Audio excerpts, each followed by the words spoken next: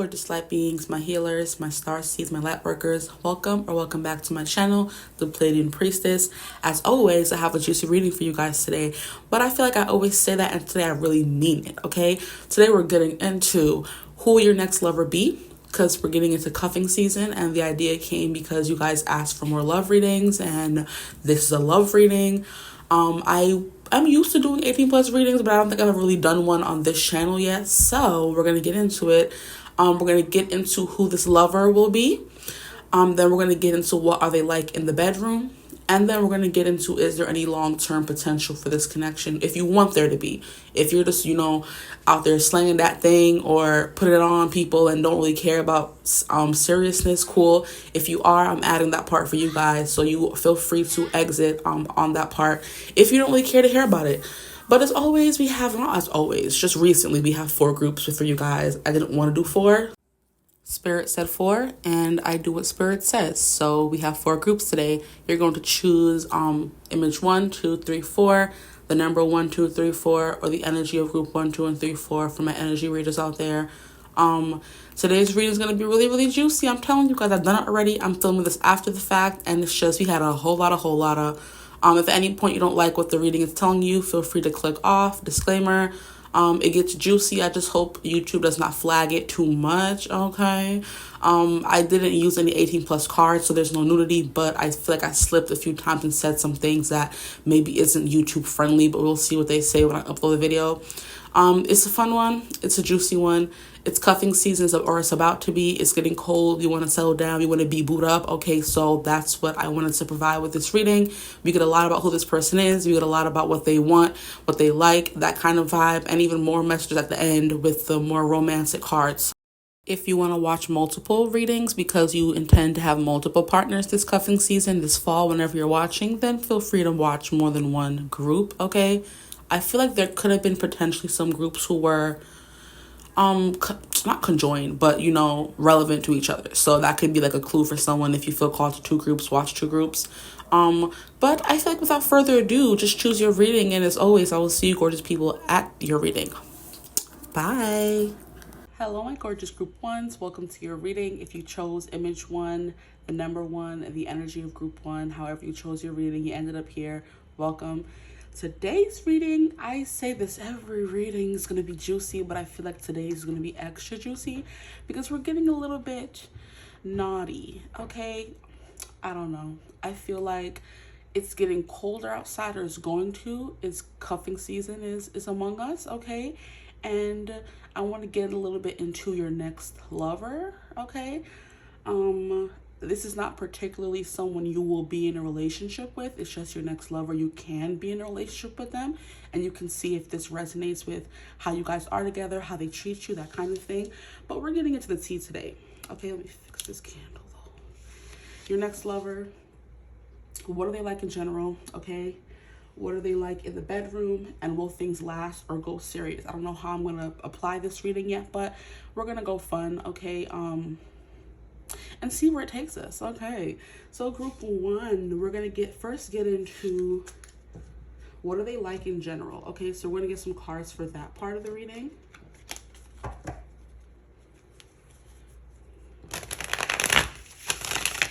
Today I'm using the Buffy the Vampire Slayer tarot deck. For those who know me, I use references from the show all the time, who have been here before. Even recently, the Tara and whole Willow thing has been coming up in a few readings now, so we'll see. So please, Spirit, what will their person be like, their next lover? Okay, so maybe you guys are looking for a person. I don't know, whatever that means for you, because a person is literally just a person, but it could be something more serious. Their next lover, okay? And if you are someone who takes those kinds of things seriously, and you're not just hooking up with anyone, and you have to be in a serious relationship in order to to go to that level with someone, then this is most definitely your person, or someone who holds some kind of significance to you. So we'll see what this person will be like. What will their person be like? Please, Spirit, their person, their next lover, please. Did I not shuffle it enough? Because why you acting up? Group 1, the next lover. Someone that could be like hard to read. I'm hearing like pulling blood from a stone. even though that's not even like, there's no blood in a stone, but it's like this person's hard, their outer exterior is hard to penetrate. They're hard to read. They keep a wall up because these cards don't usually take so long to come out. Group ones, please their next lover. What will their person be like? Their person, what will their person be like? Give me something. Give us something. I'm about to start pulling cards. It's like pulling teeth with this person. And I love how I'm trying to get into like a spooky theme, and it's like pulling blood from a stone and, you know, like pulling teeth, you know? This person could like, okay. This person could like spooky things. I'll keep them just as they came out. Their next lover, please, Spirit. Their next lover. Now I see what other readers just take the cards out beforehand because it's so much easier.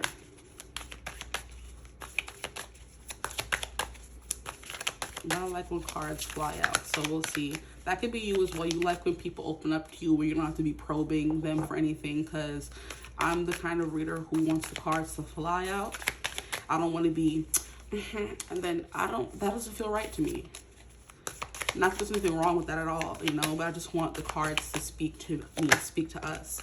There you go. You just got to give this person, takes time for this person to warm up and open up, okay? I heard one more card. Can I get one more card, please, for their person, their next lover, please? Who are they going to be tangled up with? Hopefully this cuffing season, whenever you're watching this reading, this applies. But, oh, now I want to open up. Look at the tongue. You know what? Since this card flew out, we're going to keep that there. How many? These are way too many cards. Maybe we'll quickly just go over these as well. But I want to get into these cards first. I'll put those to the side. And then I want some cards here. The Temperance card coming out. This is definitely someone who is very, I'm hearing mature. Someone who definitely has a rhyme and a reason to their schedule. They have a routine. They get up every day at the same time. They do their work. They get off of work. They make dinner. They go out at a specific time. It's giving someone who's very like set in their ways in that kind of way is what I'm getting. Usually the Temperance card, the two cups are like moving between each other, trying to find that perfect balance. The fact that they're already two separate cups and they're kind of steaming is kind of like this person has found their perfect routine, their perfect schedule, that kind of thing. And it may take a lot for this person to kind of stray from that schedule. So they're very rigid is what I'm hearing. They like their routine, okay? And I'm getting people who may like control, okay? So that could come through later on in the reading, okay? Maybe not, we'll see. But it's giving someone who likes their control, and they have found the perfect like concoction of events in their day to make them feel good, the perfect concoction of food. It's like I used to some of my family members, they eat fish like every Wednesday and Friday, that kind of thing, for whatever, I think it's for like religious reasons or whatever, personal reasons. They eat fish every Wednesday and Friday, and I'm not a big fish fan, so I would hate being at their house on Wednesdays and Fridays. But that kind of thing, you know, so maybe this person may do things that may irritate you or may not be what you love to do. But I kind of feel like when you want to be with someone, you don't overlook certain things. You just kind of give room for them to be who they are, because you can't tell someone how to be or who to be. Okay. You leave room for, you know, you are understanding of their quirks is what I'm hearing. Okay. But this is definitely someone who's very well balanced. They have a really good schedule. This is definitely someone who's grown, who has their life together, who has a job. Like I said, they has their own place. They come home, do certain things. Very particular, okay? I'm hearing autistic as well, so that could be someone, they're on the spectrum or neurodivergent, that kind of thing. That could be coming through for this person. I'm feeling like they're very particular about certain things. They want things done a certain way, you know? And they may like get upset or agitated if it's not done a certain way, is the vibe that I'm getting, okay? With the 7 of Stakes in reverse, I'm pretty sure the 7 of Stakes is the 7. It's the 7 of Wands, and 7 of Wands is all about being on the defense. I do feel like this person, see, they're hard nut to crack, but I don't think they come off aloof on purpose, you know? It could just be like a personality trait with this person, because here we have 2 Buffys, because it's the Buffy the Vampire Slayer tarot, and she's fighting against herself essentially. This person, I feel like they know who they are, that kind of thing, and there's no like dual personalities or How can I explain it in a way that sounds sane? It's like, you know how some people don't really know who they are, and they have like dual voices in their head. It's like the angel on your shoulder, the devil on your shoulder. This person just like doesn't have to battle with those things. They kind of really know who they are, and there's no inner struggle or fighting, you know. And they may have had to deal with that in the past, which is why they have this strict schedule that keeps them from like dealing with this. It could be BPD is coming through as well, where they're always fighting with that, you know, I don't want to say devilish or demon, but that dark side of them, you know, and this schedule keeps that dark side at bay, essentially. You know, this medication, this something this person may have to take or do every single day. But I am getting this person's an open book about these things. Like I said, they don't purposely come off as aloof, but they could be. It takes them a while for them to open up. They have to get to know you, or, you know, kind of suss you out to make sure you're in it for the right reasons, which is very understandable, because I feel like I'm the same way. Like, okay, I'll tell you certain things, but when it comes to like the more deep, dark things about myself, I'm not telling you all that. It's like, no, you're in it for the long haul. And I feel like I said in the beginning, you guys could be someone who is in it for the long haul. Which is why, who's making that noise? Anyway, which is why this person opens up to you slowly but surely. Because you see how it was taking forever in the beginning for the cards to come out. And then as soon as we were getting into it, I was kind of talking, maybe not probing, but talking to this person, getting to know them, or just talking to you guys. The more the cards started flying out, to the point where we have all these cards here. Okay. Here we have the Six of Scythes, which is the Six of Swords. So I do feel like slow and steady wins the race with this person. In the beginning, it may start off a little rocky. It's hard for you to get to know them. You may think you're wasting your time, that kind of vibe. This person, see, now I'm getting something different, because here we have, I think his name wasn't Kaz. His name was Oz in the show, and he was hiding from Willow that he was a werewolf. And that's two different parts of his personality. And like I said, this person is, so I do think they do have a little bit like a dark side, or a side that they don't like as much, that they try to hide from people, which is why it's giving, okay, let me first ground myself and finish what I'm saying. Oz in the show was a werewolf who was trying to hide it from Willow, and so finally the truth came out, and I think he told her, or she caught him, and she found out that darker, or the more dark side of him, I guess you could say. Also, there was something else that was coming through. What's his name? Ollie in Love is Blind UK, the first season. Him and Demi, he didn't tell her that he had like ADHD or something, and it was something he was like very shameful about. It was something he tried to control or come off as normal, so he didn't have to tell people that. And she was like, I've noticed, they were having a sit down, you know, heart-to-heart conversation, and she was like, I've noticed how, you know, you act this way sometimes, you do things like this sometimes. And that's when he was like, oh wow, you really see me. And he opened up and said, it's something I've struggled with since I was younger. I don't tell people. There's only a few people in my life who actually know I have it. I just try to coast and come off as normal, you know? So like I said, this person could be neurodivergent and they don't come off that way, or they don't try to make it obvious, or this person could have BPT or ADHD and they don't want it to be there. You know, they don't want to put it out there for everyone to see. It's something they may tell you later on. Now, it may not be something as big or drastic as that, but there's a specific part of their personality they may have fought with in the past and they've come to peace with. It's no longer something they fight with, because the Seven of Wands is in reverse.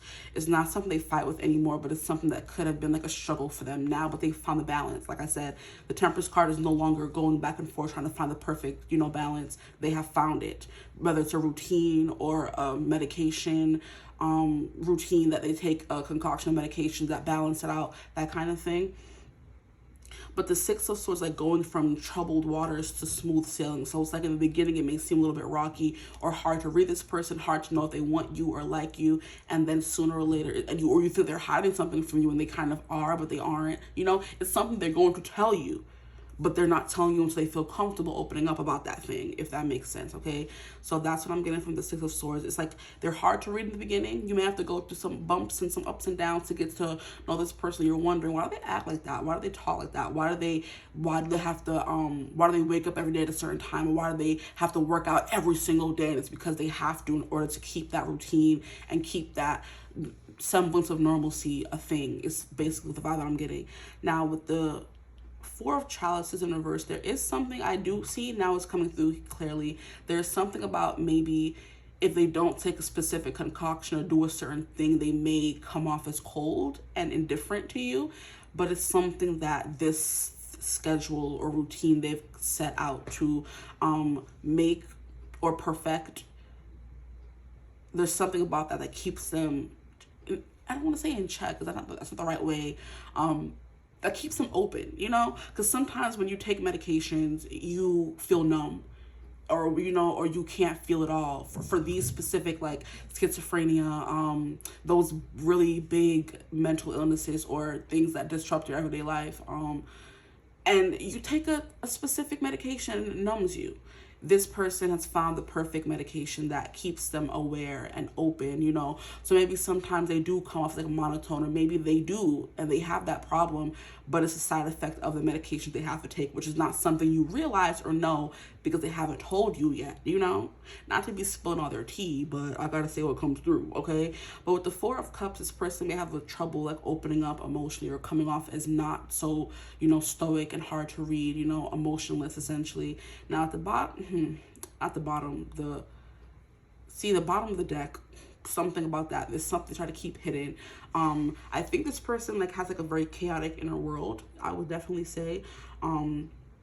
With the Tower card coming through here, they could be scared. They're going to mess up every relationship they've been in. They could have a past of doing that, and they're scared of doing that. So they kind of on top of what they're already dealing with, they kind of don't fully show themselves to the people that they are romantically linked or involved with, because they're scared, or they have a history of people leaving them when they find out, which is why they keep it not secret until they're ready to open up to you about it, because they tell other people and then it gets them left or looked at differently or treated like a weirdo.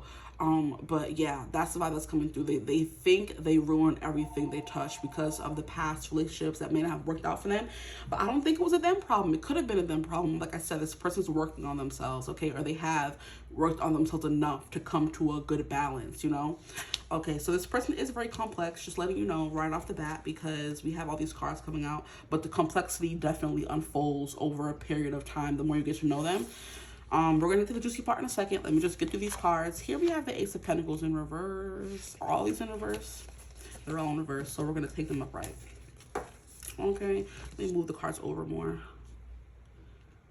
The Ace of Pentacles is definitely a card about settling down. This person does want to settle down. They want that stability. They want that family. They want that partner. I do think they also have offers. They have things going for them, if that makes sense. They have a good job, they have a stable income, they have a good home.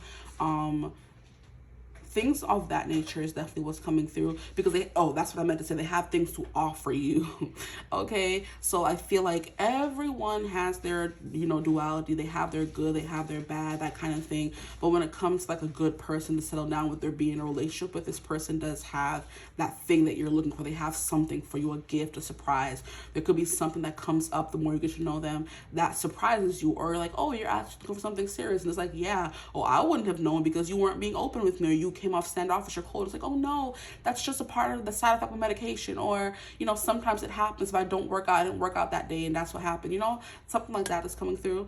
But this person is very steadfast, is what I'm hearing as well, and they do think they ruin everything they touch, which can bring about insecurities in them, thinking they don't have anything to offer, but they do, because I'm telling you, they have something to offer. They are looking for roots. They want to settle down and build roots, essentially. They're looking for someone. They're bringing their seed. hey, relax. And they're looking for someone to water that seed that they brought, and build something, because you need different components to for a flower or plant to bloom. You need the seed, you need the fertile soil, you need the water, you need the sunlight. Okay, they have the seed, they need someone to bring the water or the sunlight, that kind of thing. Because we don't have the Ten of Pentacles here, we have the Ace of Pentacles. So they have something that they want to build on. So already for the question at the end with the will things turn into something else, I do think this person may want to build something. Okay, here we have the Five of Stakes. See, but it entails fighting a demon or killing something or overcoming something, because here we have, I believe this is Faith. I thought it was Willow because the hair has a tint of red, but I believe it's Faith, which was the third Slayer we met in the series, because the first Slayer was that girl, I forget her name. but she's the one who came to be after Buffy died in season 1. This is after Buffy died in season 2, I believe. Faith came in season 3. And she is fighting a ugly, okay? And shoving the heart right, see, and shoving the stake right through the chest. So I'm not sure if this is a demon or a regular vampire. They are vampire slayers. So we shall see. But yes, the 5 of stakes is definitely an energy of overcoming things, of fighting for something. So this person is fighting for normalcy, fighting for relationship, fighting to make the relationship a thing, to settle down, that kind of energy. And look at how many ones. Oh, this is the 10 of swords. Somebody look at how many, the 10 of wands. Okay, see, the 10 of swords is coming through for a reason. It's like, you know, when you're done, you're kaput. There's no more energy you could put into a certain thing. This person could be reaching their wits end in looking for a happily ever after relationship. But I'm like, why are all these things on the floor? She has tried to kill this demon many times. As we can see, with all the sticks on the floor, but this was the final one she had, and she killed him. It worked. So like I said, going back to the first card, where they're finding concoctions to, you know, not put a top on, see, to find some sense of normalcy in their life, essentially. This person has tried many, many times, and I think they finally found something that works with this, all these, I keep saying swords. All these, this person worries a lot, is definitely something that's coming through, because swords are worries. It's things that make you feel like you can't do anything, you can't move. Some people call it analysis paralysis, where you're just thinking, and you can't make any action because you're stuck in that thought of what could happen, or what would happen, or what do you want to do, what could you do. You have too many options, you know. This person finally found the one thing that works for them, that was able to defeat this, whatever this thing is, okay? Here we have the Page of Stakes, which is now that they have defeated this last ugly, this whatever, this ghoulie, whatever you want to call it, now they're able to start over, okay?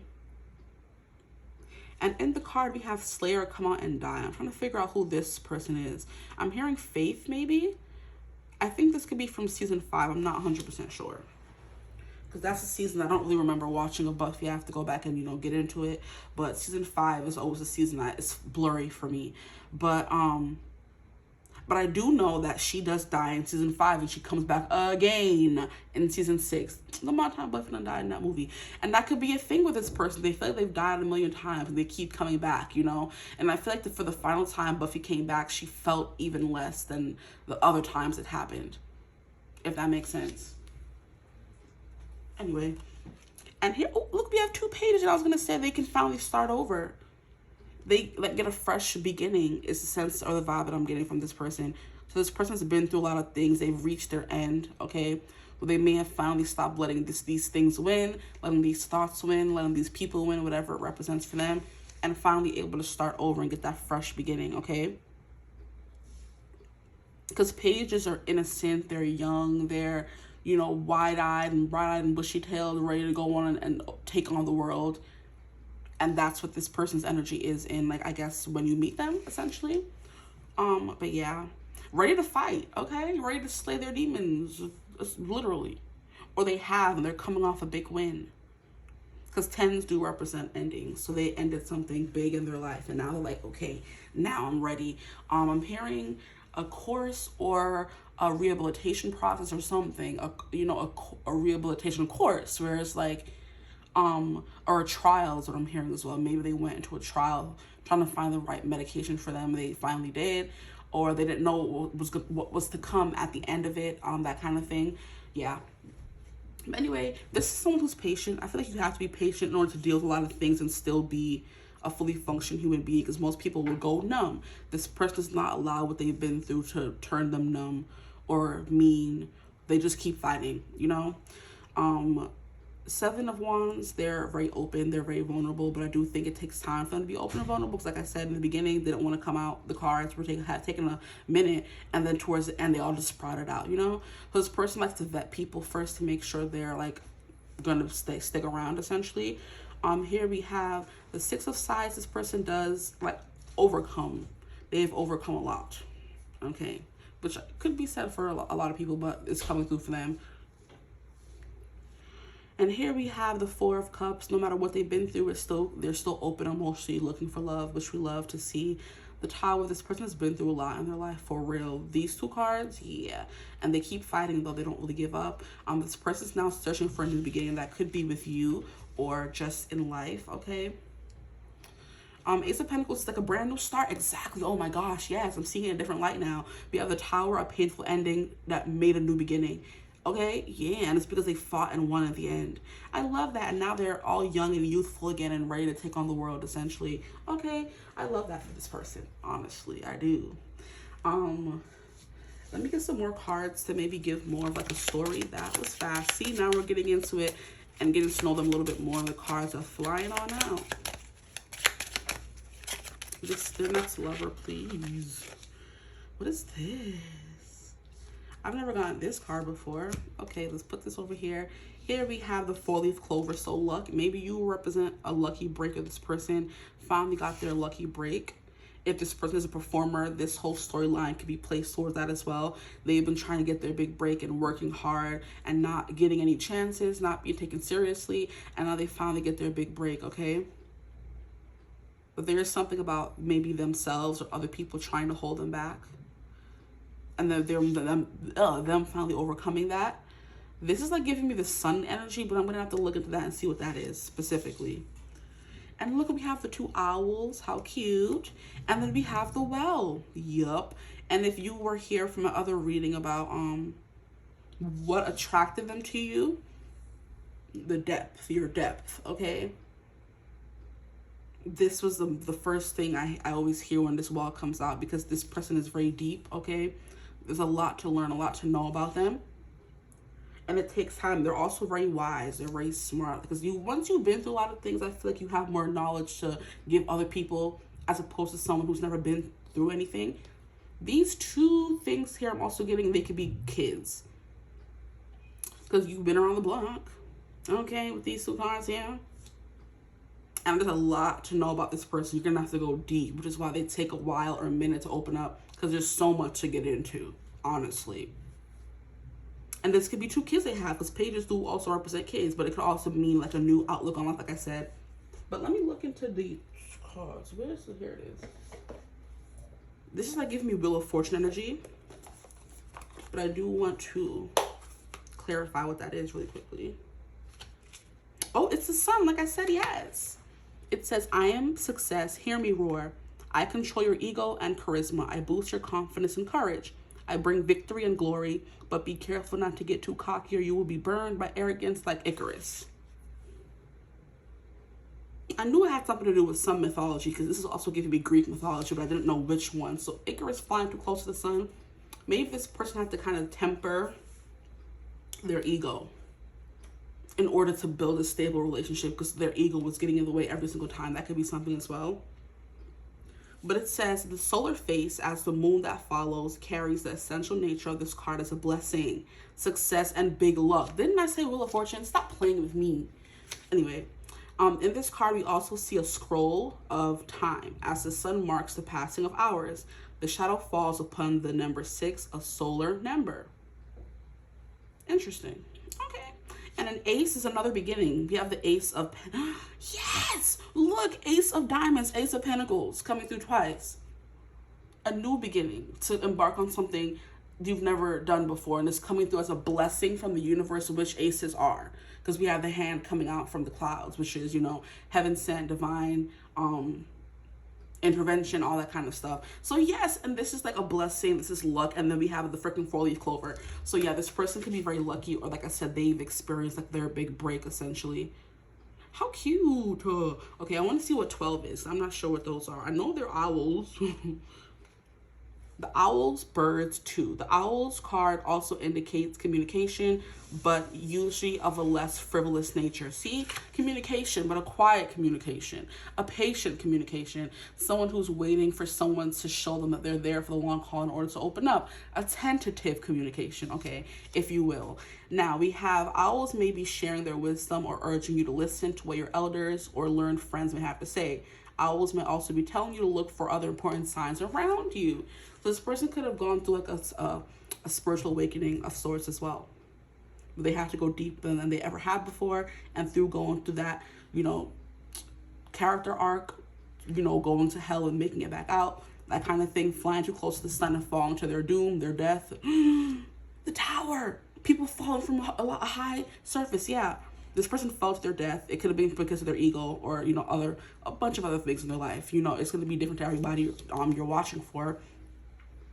But they found their wings, essentially. Because in order to not die from falling from the tower, you got to fly. And in order to get out from the well, you have to fly. There's only up or, wings that keep you from plummeting to your death in the tower or staying stuck at the bottom of the well and the well. So essentially, yes, this person found their wings, they found their wisdom, that kind of thing, through facing the demons and killing them. They may have, like I said, tried many times, but they didn't succeed until the last time. Boom. Okay. I'll leave it right there. Okay, that's who this person is. Hope that resonated for you guys. But I need the cards to get into what is like a bedroom. So we're gonna, I guess we'll put these away. These can stay out because they haven't been out for a minute and they're cute. The 4-leaf clover is just luck, honestly. The well is there's depth to this person. And it's like their life is, the sun is setting, because now every time I see this card, I think of a sunset. So the sun is setting on one part of their life and something is turning over a new leaf. Funny. I'm done. Yes. What is this person like in the bedroom, please? Now we're getting into the juice. If you're still here, hey. 12 is also hangman energy, and 2 is high priestess energy. Just putting that out there. So high priestess is someone who doesn't speak unless spoken to. So this person could be the kind of person, they don't tell you things unless you ask, which is the vibe that was coming through, of them being a little bit more reserved. The high priestess is the keeper of secrets. She dwells in the dark, in the shadow realm, in the 5D, where she's very intuitive and she just, looks and doesn't say much. She picks up on everything, has all the information, but she won't tell you unless you ask. That could be what this person is, a well of information. A well of intuition as well, because water is usually in a well, and you have to dunk the freaking thing down, screw it all the way down, and then screw it all the way back up. So you have to put in work in order to gain the wisdom this person has, achieved over the years. If they're older or just your age, doesn't matter. Because pages are usually people that are younger than you, so this person could be younger than you, essentially, or potentially as well. But we have 41 and 31 here. Those could be ages. Like I said, you have to put in physical labor in order to get the bucket into the well to get water. So in order to be nourished with the water, whatever the well represents, you got to put in the work, okay? And then the 12 is hangman energy, which is someone who is stuck in a perpetual cycle of learning something until they learn a lesson, essentially. And like I said, I think this person has learned the lesson, okay, thankfully. Because I want to be dealing with someone who doesn't learn their lesson. What do you mean?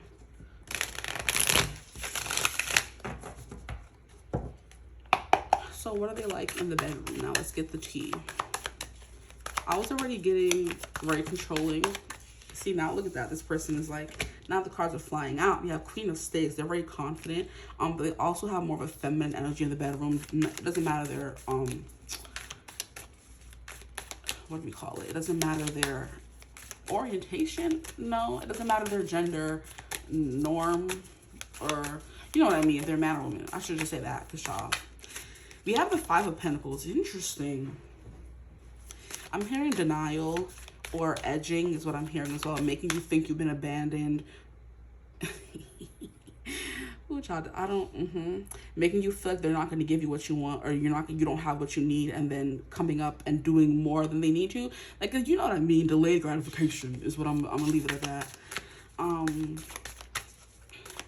This person's a force to be reckoned with as well. So they're very confident, like I said, very controlling. They very much want to get what they want. This person could also be very attractive when it comes to who they are in the bedroom. They have like a persona, is what I'm hearing. Interessante. We have the Knight of Stakes. Interesting. We have all this Wands energy coming through, and I'm trying to remember who this is. I think this could be one of the, what's his name, the Andrew, the other one, the 3 bands of idiots. Well, they're not idiots, they're actually really smart, but they decided to be villains because school was so mean to them.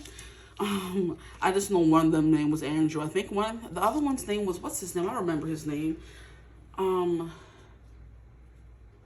He's not important. Anyway. And then we have the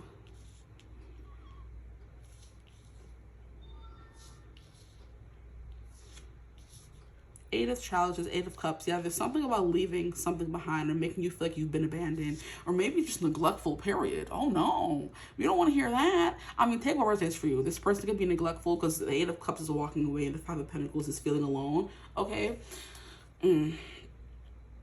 Interesting. I just heard blindfolds as well. So that could be like you feel like you're alone. Sense deprivation. Something along those lines. Interesting. So blindfolding, handcuffing, making you feel like you don't have anywhere else to go. You have to depend fully on them. And that could be what this is as well. Interesting. Here is, let me see what this is. The Four of Swords in reverse. Yeah, this person is not like a bystander. They're doing a lot of the work. They're pulling a lot of the weight, is what I can say. They're pulling a lot of the weight. And look at how this person's looking back to make sure this person's okay. So I don't think this person's going to make you feel alone, even though that did come through. Maybe for some of you, I'm not sure. But I'm not getting an overall energy of that. You know, this is someone who is going to step up and take care of you, be the boss, make sure you get everything you need. Be very bossy. It's something that's coming through as well, whether they're feminine or masculine. They're very bossy.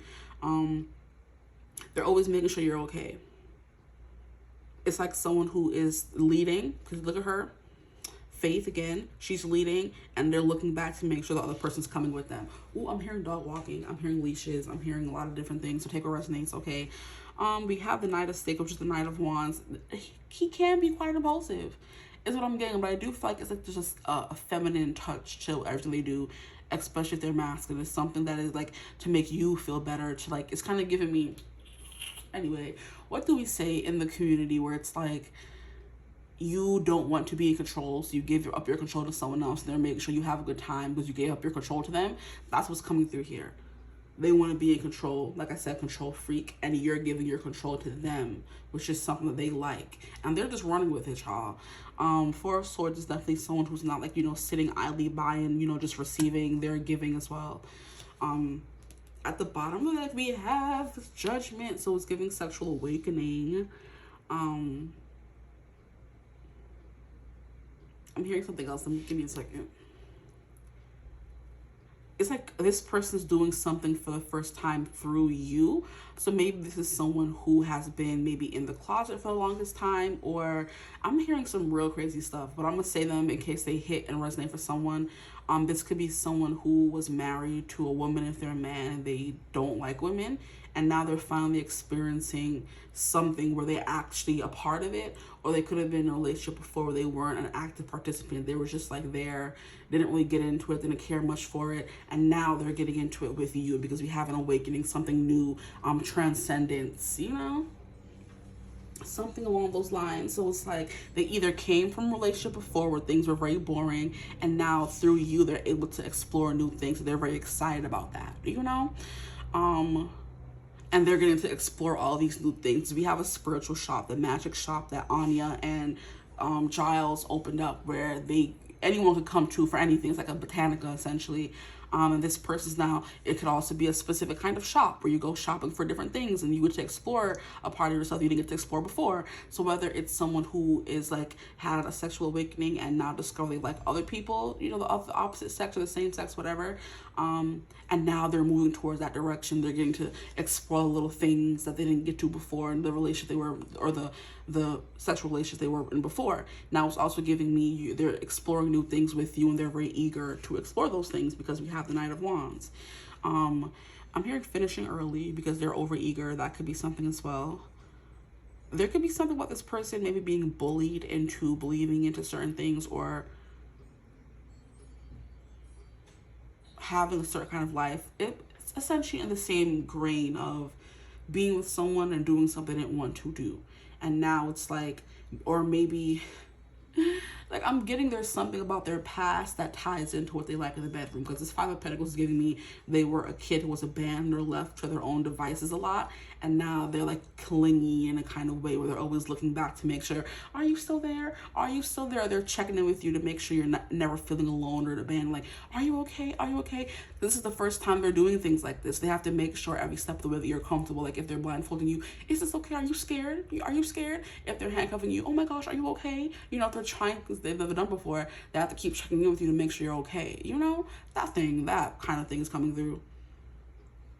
Because they're still new at it, but it's something they're wholeheartedly enjoying, honestly, if I'm being honest. But they still have to kind of like move on from things they thought was what they liked before. Because the Eight of Cups is moving on from things that were just meh to things that are amazing, which is a wish fulfillment. So this person is still moving away from things that they thought they liked or wanted before and trying to figure out what they want now with you, I guess, because this is what they like in the bedroom, child. So they're discovering themselves again, because Judgment is also following your destiny, awakening, transcending, going on a journey to find what your inner calling, essentially, you know? So now they're finally on their inner calling. They're behind the desk. You're coming to ask them stuff. You guys can like play, like role play, that kind of thing, where they're the helper and you're the one who needs help, that kind of, and they're looking back to make sure you're okay. You see some stuff coming through goings. But yeah, they're always the Captain Save-A-Hole. They're always the savior. And I'm hearing that song by Kendrick Lamar, but he is not your savior. You know what I mean? This person definitely wants to be the savior, though. Which is why they're not being compliant. They don't want you to be told what to do. They don't want to just lay there. They want to be doing stuff, child. They want it to be a show, a production, that kind of thing. And like I said, if this person was an actress or is an actress or something in like the creative arts, it's definitely giving they into some things.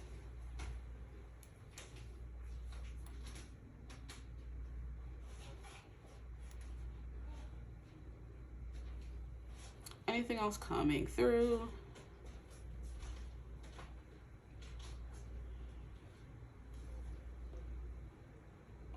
There could be something here about wax play, because the way this person, or they like to draw on you, lipstick, draw on you, something like that.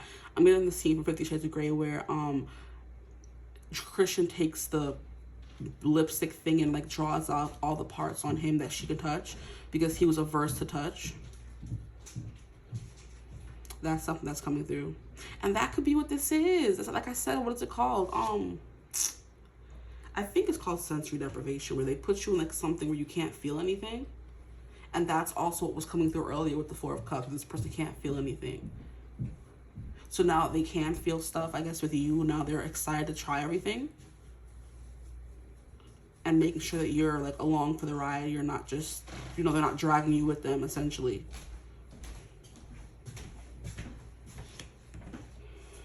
What else am I getting? Yeah, the lipstick drawing.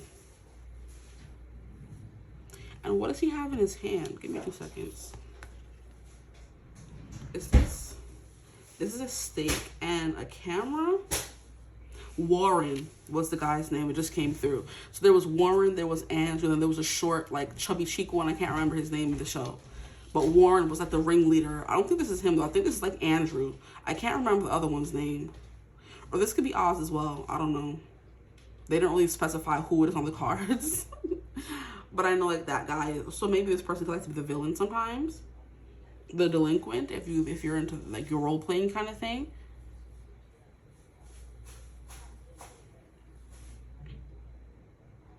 Anything else? Moving vehicles, because we have a bus moving here, so maybe doing things in the car or on a bus, in public transportation. And if y'all do, stop being stink. Only stop. Do what y'all do, okay? Just don't get caught unless you like that. Then do what you do. Fighting could be a thing that gets them, you know, going as well.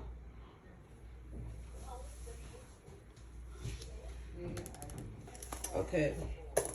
So now we're going to move on to some more romantic kind of cards, I guess you can say. We're going to move on to the, I don't even know what this one's particularly called, but it's like a different take on the Romance Angel Oracle cards. So we're going to see what comes through here. And the, what is it? what will things last, or will they go into a long run or something like that? Will this turn into a long-term connection, or just like a wham bam thank you ma'am kind of thing? We have reaching out. Sure. We have material attachment. Interesting. Too much focus on the visible trappings. We have expect a call or text from your person of interest. So this could be someone you're already interested in. Okay, the cards just flying out. We have third party. You may be dealing with a karmic situation. Oh, Lord. And what was I saying about this person being in a prior relationship? They could have had kids with that person. That could definitely be something that's coming through as well. So now, instead of just dealing with them, you got to deal with them. You got to deal with the baby mom and father and the kids. That's third party situation for you. They either like separated from the person. They're not with them anymore. But you still got to deal with them. We have T's. The energy is fun and lighthearted, but uncertain. Interesting. We have love language, acts of service. So someone's love language could be acts of service, yours or theirs. We have twin flame, union or love. That ties into the karmic situation, makes sense. And we have soulmate. Ooh, one more card. We have heart, body, mind, and soul. Actions speak louder than words. So this person could be a big actions person. They want to do things for you to show that they care. We have physical connection. Thank you for the confirmation. We have life partner. Wow. We have perfect match. This person could be going outside of a already withstanding connection to make to be with you. So they could be someone who's into like having poly or that kind of thing, where they have one person, another person, or they're already in a relationship, but their person said they could be with you. That kind of thing could be coming through as well. Because life partner is giving me someone you already decided you're gonna be with them for life, but sometimes it could get boring. You want to branch out, kind of thing, and that could be what's coming through right now. But your romance is stable and ready to go the distance. So it's a lot of different things coming through here. I do feel like in the beginning it may be a little bit touch and go, like I did mention when I was telling you about who they are. But I do feel like at the end, you guys can find something, because we have perfect match, twin flame, soulmate, and life partner. So I do feel like it depends on what you want. If you don't want this person, you have the choice to decide whether you want them or not. If you do, then you can have them, because we have perfect match. You complete each other in the most harmonious way. Okay, so we have one more deck to go through, and then I'm gonna let y'all go. Okay, we're already at 40 something minutes, so we're gonna see how long this reading goes. I'm surprised it wasn't longer. I'm proud of myself. This could be the one. That's another confirmation. You've already met the romantic partner you seek. You see what I was saying about you already knowing this person? Because it says expect a call or text from your person of interest. Now it's saying this could be the one. So this could be someone you already know, or someone you are with, or someone that you know you want them, kind of thing. And we have children. What was I saying? Your love life is being affected by children. Wow. Okay, so your next lover could be someone from the past reaching out, could be someone new, someone you that's already in your life, in your vicinity, someone you already know of because you have a crush on them. Now things are going, the extra mile is what I want to say. They're going to the next level, essentially. Too much focus on visible trappings. Interesting. Somebody here could be a little superficial. This person also, like I said, this person could have a good job, that kind of thing, and they like their things, This thing that they are, not willing to let go of or not willing to not do could be something monetary or something physical, that kind of thing. We have you deserve love. You are lovable. Just a little reminder for somebody out there. And look at how we have an arrow. So someone does have their sights set on you. Maybe they're telling Cupid, hey, go get that person for me and bring them back. So there's someone extra on your mind lately. This could be who this person is, because they're sending vibes your way. So the first two people that cross your mind, stop it. The first two people that cross your mind could be who this person is. We have reconciliation, the T. Let me get up real quick and see if all of these are in frame. They are. Cool, yo. We have reconciliation. That is crazy. Someone from your past is returning to your life. Guys, be careful.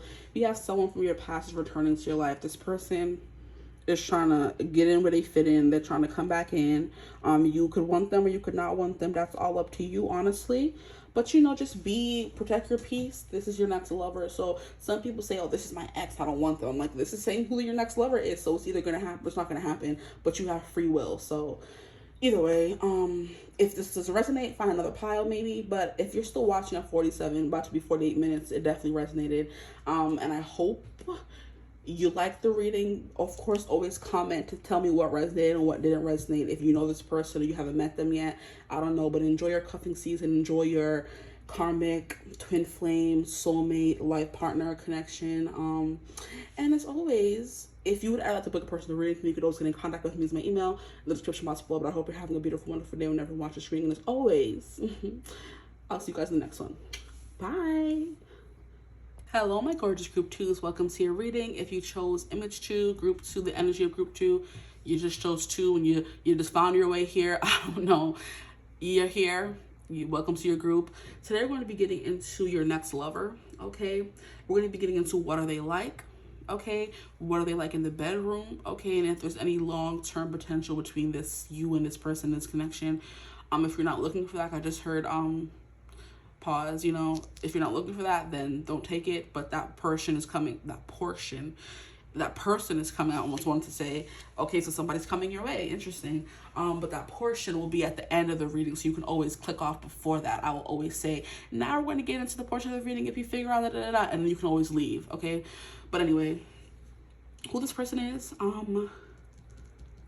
what are they like in the bedroom, and will it go long term? We'll see. Because cuffing season is coming up, guys. It's getting cooler. It's the end of September. Cuffing season is like October, November, December, January, February, all the cold months of the year. And we're trying to see who you're hooking up with, or who you're going to be with, who your next lover is going to be. If you are someone who is more for the serious things, dalliances, which I don't know, I'm getting that vibe, but I'm not getting it as much as I was in group 1. So you guys could be my like play boys, play girls, you just want to have fun, that kind of thing.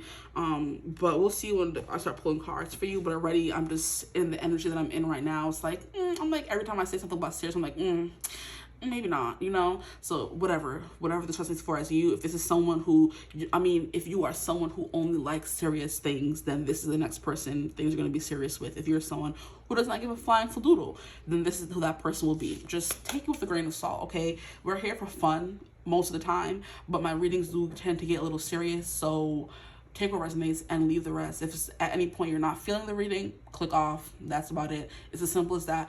No need to leave any kind of comments. But anyway, let's get right into it. Who is this person? What are they like in general? In general, this person could be a general. I'm hearing General Li Shang from Mulan. Oh, y'all giving y'all General Li Shang? Y'all don't need him. Send him my way. Thank you. That's my man. Him and Prince Naveen. Oh, yeah. Forever crushes on those. Because they start, you know the thing about it, you could be getting a flawed person who they're flawed, but they always comes to pull through when it matters. Because generally, Shang, I'm not even gonna lie, he pissed me off in Mulan, and so did Naveen. It was getting crazy, you know, but they had a story arc and they grew as people and we love them now. They are not that bad to look at. So this person could be not that bad to look at, okay? So cool. When we're shuffling, we're getting into it. Like I said, hand him over. Hand him here. Thank you. What is that song? This is like a sound bite that, what the hell are they doing up there? Y'all really buckle in. Bring that here, something like that. There's like a sound bite going around that was going around. I don't know if it still is, but it's like, hand it here, so it's like, bring that here, hand it here, you know, the male member. Anyway, we're gonna get into who this person is. Okay. Let me stop getting distracted. This person can be distracting to look at. Their next lover, please, Spirit Group 2, their next lover. Their next lover. Who we have? The World in reverse, though. I'm hearing unfinished cycles, unfinished symphony. So maybe someone things were unfinished with. Someone you have a crush on. Someone you can... interesting. Someone you can... let me pause and wait for all the cards to come out. We have the Nine of Chalices. Look at that, dream come true. This Page of Cups is always a crush. It's like new feelings. And why is he putting a card in his folds? Ew. I'm talking about this person's attractive. We have the two grotesquest demons to ever show up in the show to come out. This is the Buffy the Vampire Slayer tarot for anyone who doesn't know what it is or is interested or curious at all. And I'm like, oh, this person could be attractive. And then here we have the freaking, I forget this guy's name, and then we have the singing demon. This person could be a performer. They like to wear suits, okay? This person's giving me very snazzy a bit, and so is the lady in this card. I mean, which is obviously Buffy. She's wearing a very long, beautiful dress, okay? And one of those very old-fashioned kind of, what do you call it? Umbrellas, you know, where they would wear it back in olden days and just walk in the sunshine or whatever with their, you know, dress all looking all decked out, is what's coming through. What card is this? We have the Ace of Pentacles. Who's their next lover, please? This person likes to dress snazzy and dress up. So I was saying they could be attractive. They could be attractive to you, but I don't think they're conventionally attractive. They could have a skin condition. They could have eczema. You could like a specific kind of person. They could, yeah, they could have a skin condition. Here we have, what is this? The Nine of Scythes, sleepless nights. This person is a warrior. They are an anxious person. I'm hearing they care what people think about them, which is why they dress up so snazzy. Or it's kind of giving me the vibe of someone who's always bullied for their looks, who now tries to be the best looking person around. So, or they try to have the best clothes, the best fragrance, the best everything, so people can't, you know, say, oh, I'm ugly, well, does it have nice clothes, you know, that kind of thing. Oh, you're fat. Well, at least I'm cute. You can't not be ugly, right? Okay, shoot. I can always lose the weight. You can't lose your ugly. That was me and my sister's favorite. Because people are like, oh my gosh, you guys are fat. But we're cute. Okay, good day. You can never stop being ugly. We can lose weight if you choose to. Oh, okay. That kind of thing. Yeah. Don't play with it. Anyway. Sorry, guys. That could be this person's attitude, literally. Like, don't play with it. And then we have the Magician. Yeah, there's something here about like glamour, magic. This person like went from being like someone who wasn't the most attractive to being like now someone who's like beautiful and gorgeous. So they found their power, they found their magic, that kind of thing. I think I need to get more cards for this person. Interesting. Oh, yeah. Okay, I'll leave it at this and then get some cards from this deck. Because this person, I don't know, they're a little bit of a puzzle already. But I never found a puzzle I can't solve. Their next lover, please. Their next lover. Interesting. See, it would make sense why they're so dang complicated. Because we look at this, we have the freaking, whatever they call these things, not a solarium, that's a place. This is like it's an object I meant to talk about.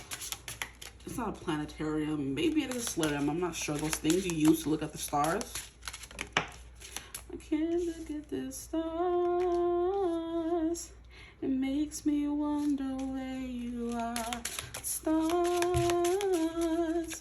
up on heaven's boulevard. This person would have gone from someone who was bullied in school to become like the star of the musical or the star of the school, or someone, like I said, who didn't get girls before, who just started getting girls all of a sudden, and now they don't know how to act, kind of thing. Look, we have the Musician here because Oz was a musician. And is this Oz again, or is this somebody else? I'm not 100% sure. This could be Oz again. Look, we have so many star imagery coming through. Let's put it over here with other stars. Wow. I think this person's a big personality, is something that I can already say.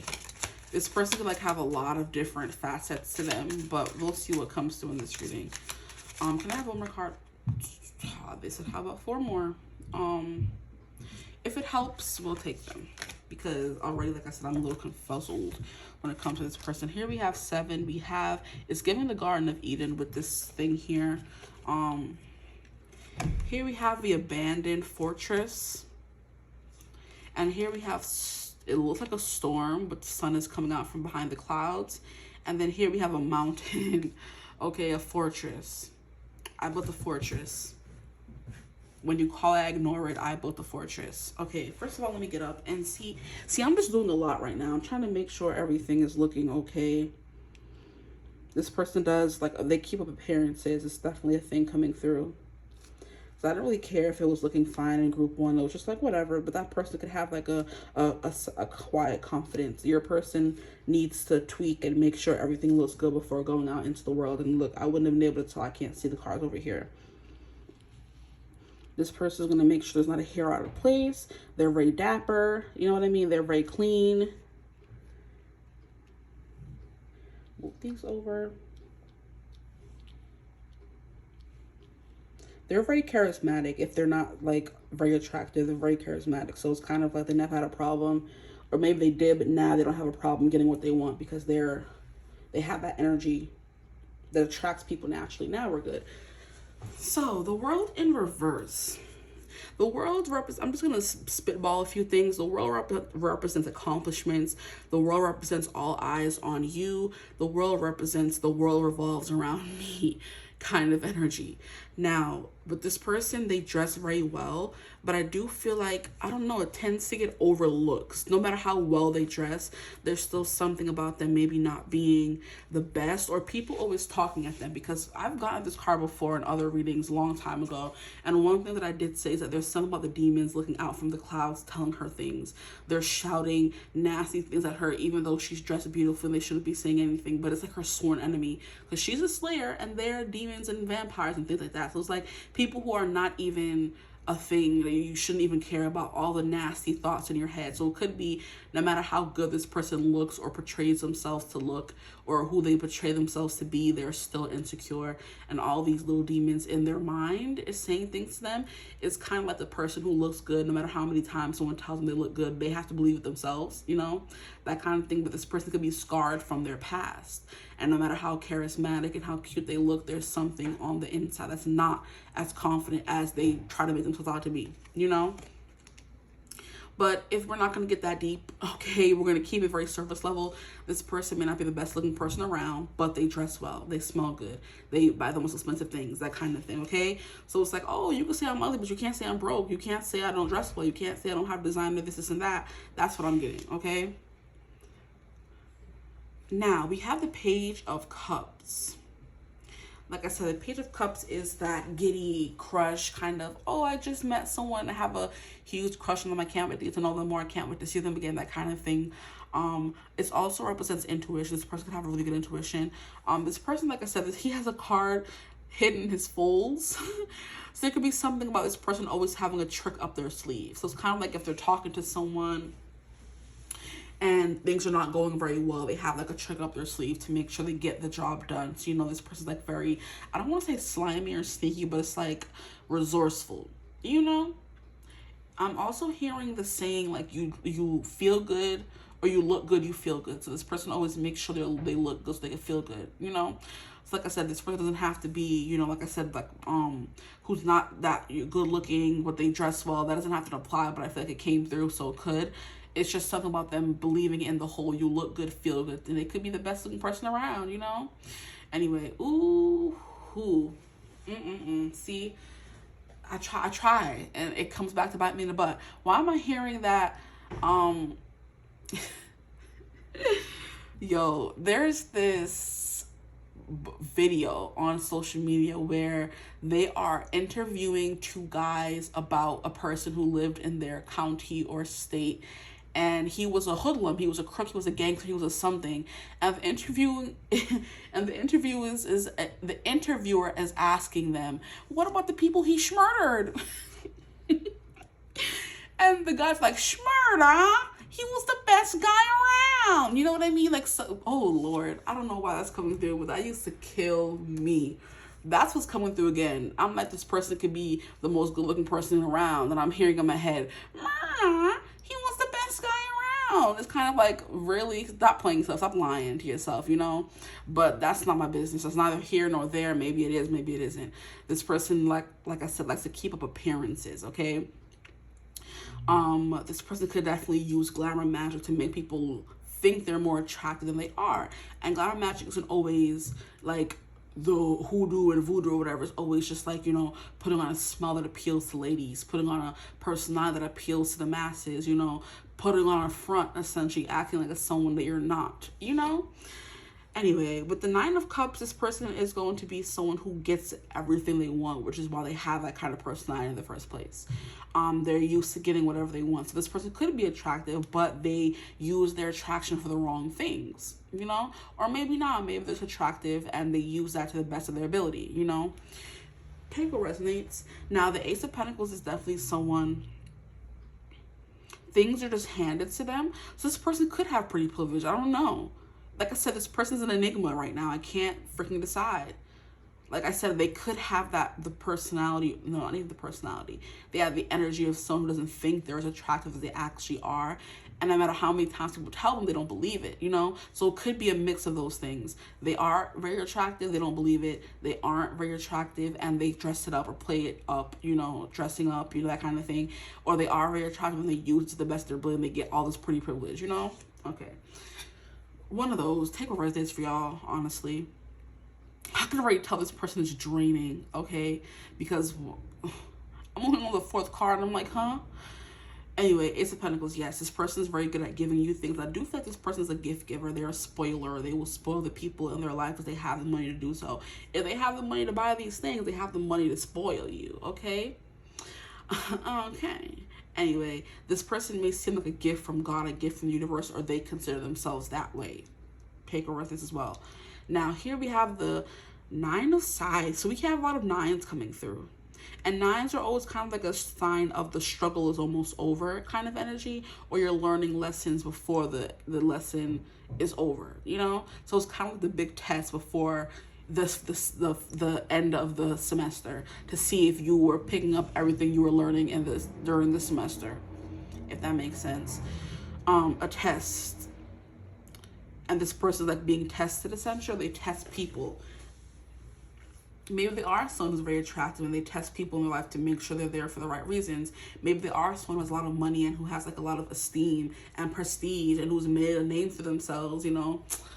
Lord, now I'm hearing Gambit from the freaking Wolverine and Thing movie, where he's like, I just want to make a name for myself, or I gotta make a name for myself, played by Channing Tatum, that kind of thing. This person has made a name for themselves and they're making sure that people are not in it for the wrong reasons, you know what I mean? But like I said, they are very giving, but they're giving to the right people is what I'm getting as well. Now, the Nine of Swords is like a very worrisome energy that this person could be worried that people only use them for their money or what they can get from them, and they don't really see them for who they are. That could be a thing. This person has like body dysmorphia, or they like don't even really know who they are, so they can't ever accept themselves and believe people are actually there for them because they don't believe they deserve that kind of, you know, attention or love. That's the kind of thing where no matter how much people, like I said before, say you're beautiful or they love you, you don't believe them because you don't believe it yourself. You don't love yourself. You don't believe you're beautiful. Interesting. But yeah, a lot of thoughts this person has. Yes, they do. I also hear this person's always scheming. You know, they're always trying to turn another trick.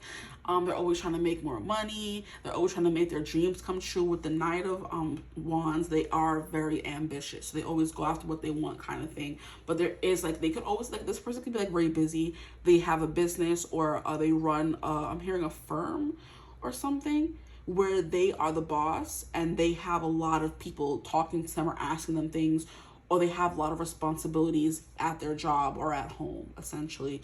So their mind is always running a mile a minute. It's giving single mom who's always worried about what the kids are eating, who's picking them up from school, how they're gonna eat that, you know, what is their homework all done? They have to make sure bed is cool, and they still gotta come and worry about themselves. How I'm getting to work tomorrow, what am I taking to lunch, that kind of thing. So like a very busy person.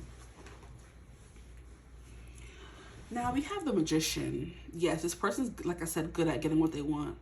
I do feel like that is reiterated with the Magician here and the Ace of Pentacles. They have pretty privilege or some kind of privilege. It doesn't have to be pretty. You don't have to be pretty to have privilege. You can just have a lot of money and you have privilege. Child, go off. Anyway, with the Magician here, we have Mercury energy. So this person could be very mercurial.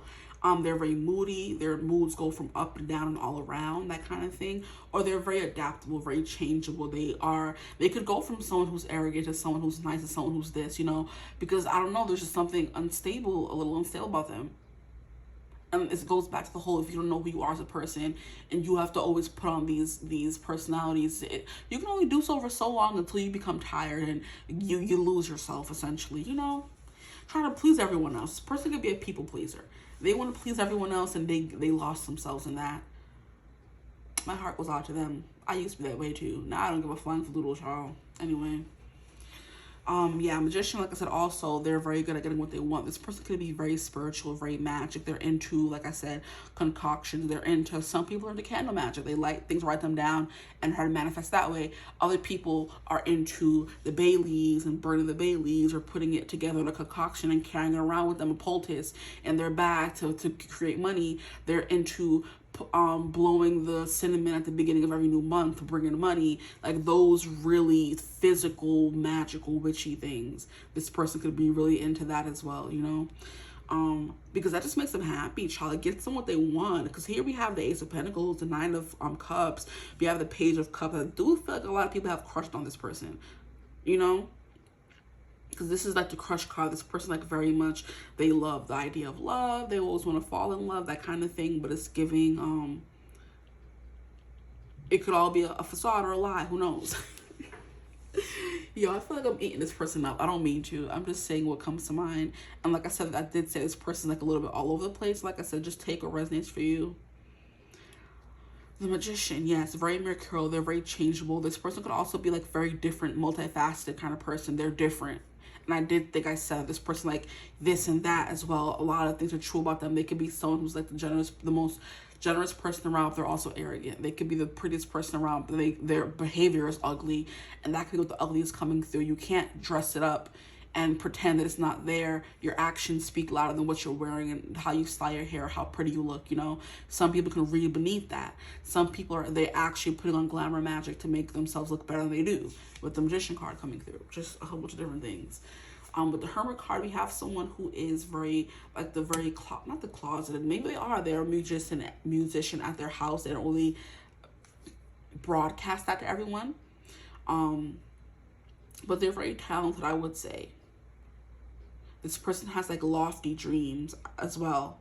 They want to like conquer the world or become the next best thing or become famous. Those are like the dreams this person has. I do feel like this person has been through like a drought, or they have gone through a period of like being broke. I'm hearing at an impasse, the mountain pass. This is giving me the mountains, and it's funny how Mulan is coming through again. It's giving me the mountains in Mulan where the whatever those guys were trying to like ambush the army, and they thought they had killed them, but they didn't. They came back to attack the capital. And what's his name? His name was it Sean Yu? No, I don't know what that man's name was. But the big bad guy.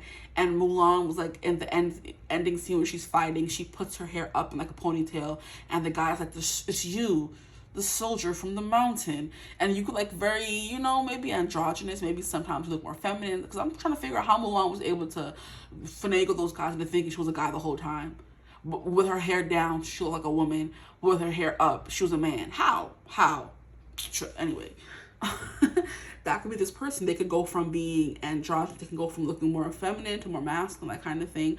Or the way they take care of themselves, they have routine. If they're a guy, borderlines are more feminine, but they look very masculine. You know, I hope that makes sense. So a guy who cares about his skin, who cares about his getting waxed and getting his fingers done, he cares about having the most expensive car and the nice clothes and the 500 or thousands of thread count bed sheets, and you know, the best of the best, only the best of the best for this person, you know. Funny. Yeah, but it's giving they look one way or act one way and look another way, that kind of thing. They're a very masculine guy, and they say, "Babe, I'm going to get a pedicure." A pedicure?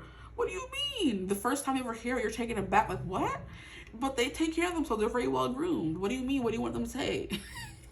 They take pride in their appearance. Group 2, leave your person alone. Okay, I'm done. And you could think it's superficial, because even I was thinking it's superficial, but maybe it's just them caring about how they look, because they're trying to overcompensate in a way, okay? I feel like I'm spending too much time with this person here. The Hermit card is someone who's more reserved. They keep to themselves. They may come off as a big personality, but I do think at the heart of them, they're an introvert, okay?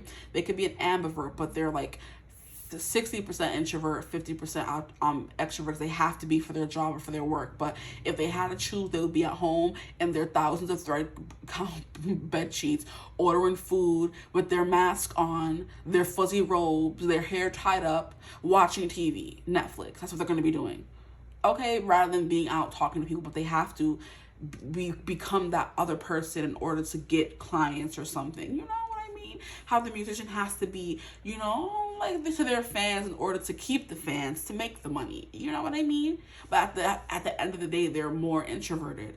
Now we have the Knight of Wands, which is, like I said, that arrogant, kind of impulsive, very overly ambitious energy coming through again with this person. While we're here, let me start looking into this book to see what some of these cards are. Now we're going to go to 6 to see what 6 is.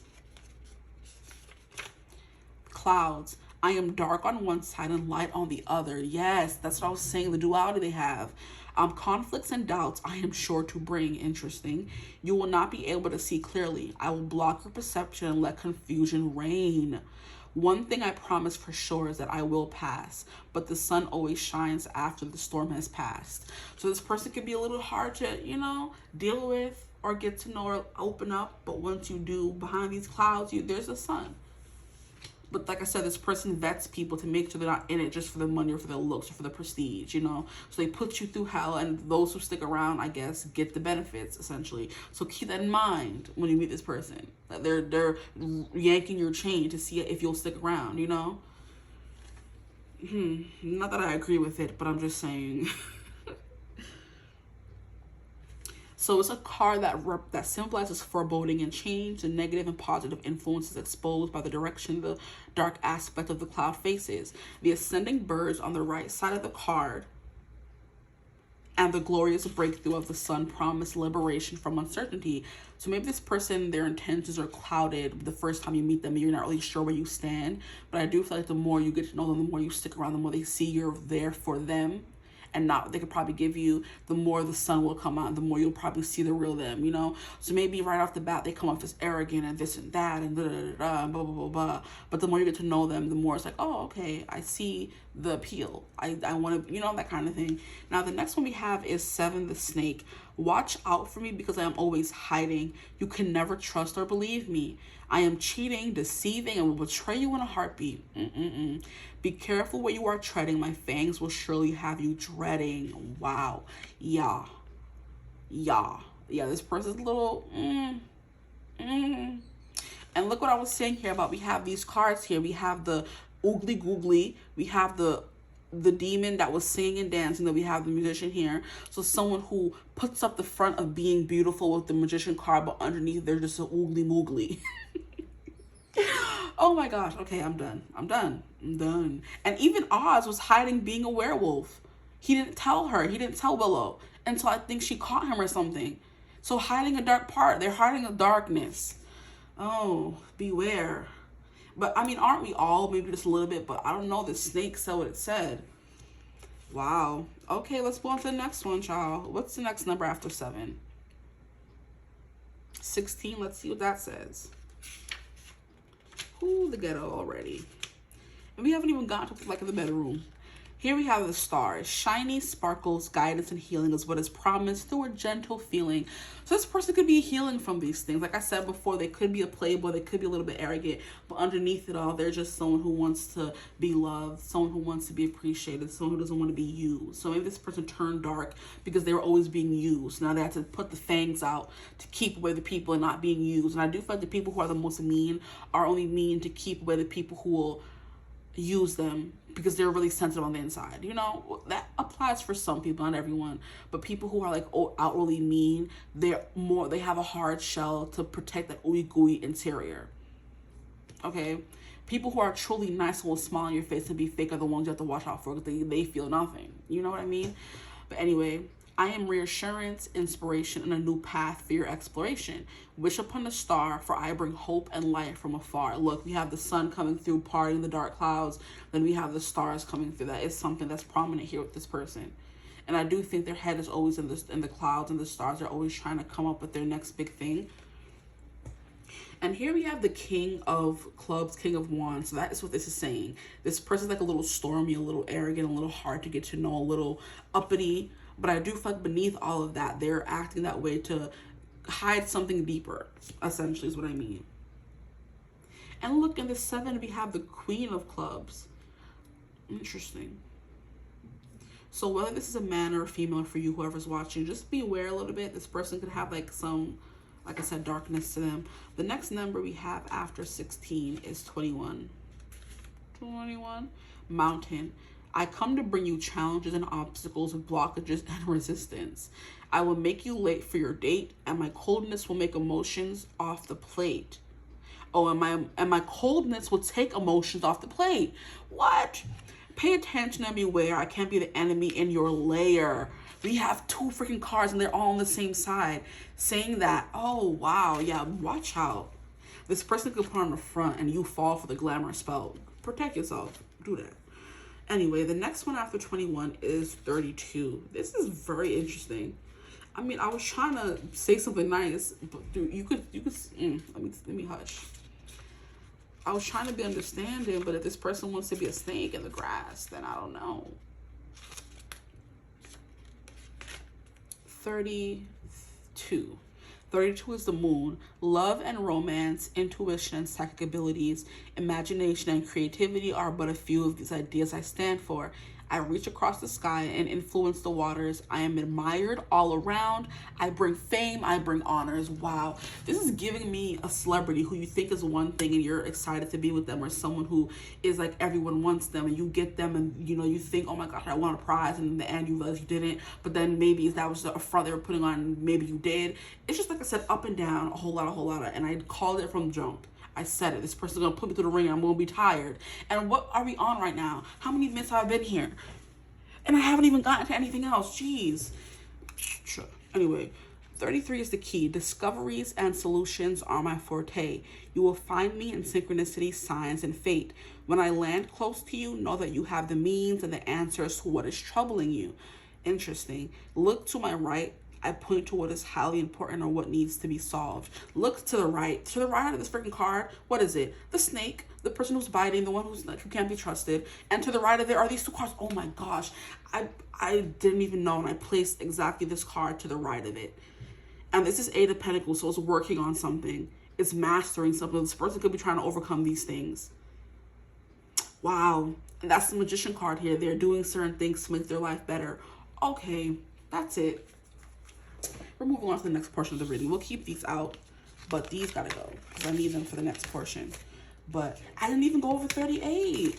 Your person got too many cards. This is what I do. I shoot myself in the foot. 38.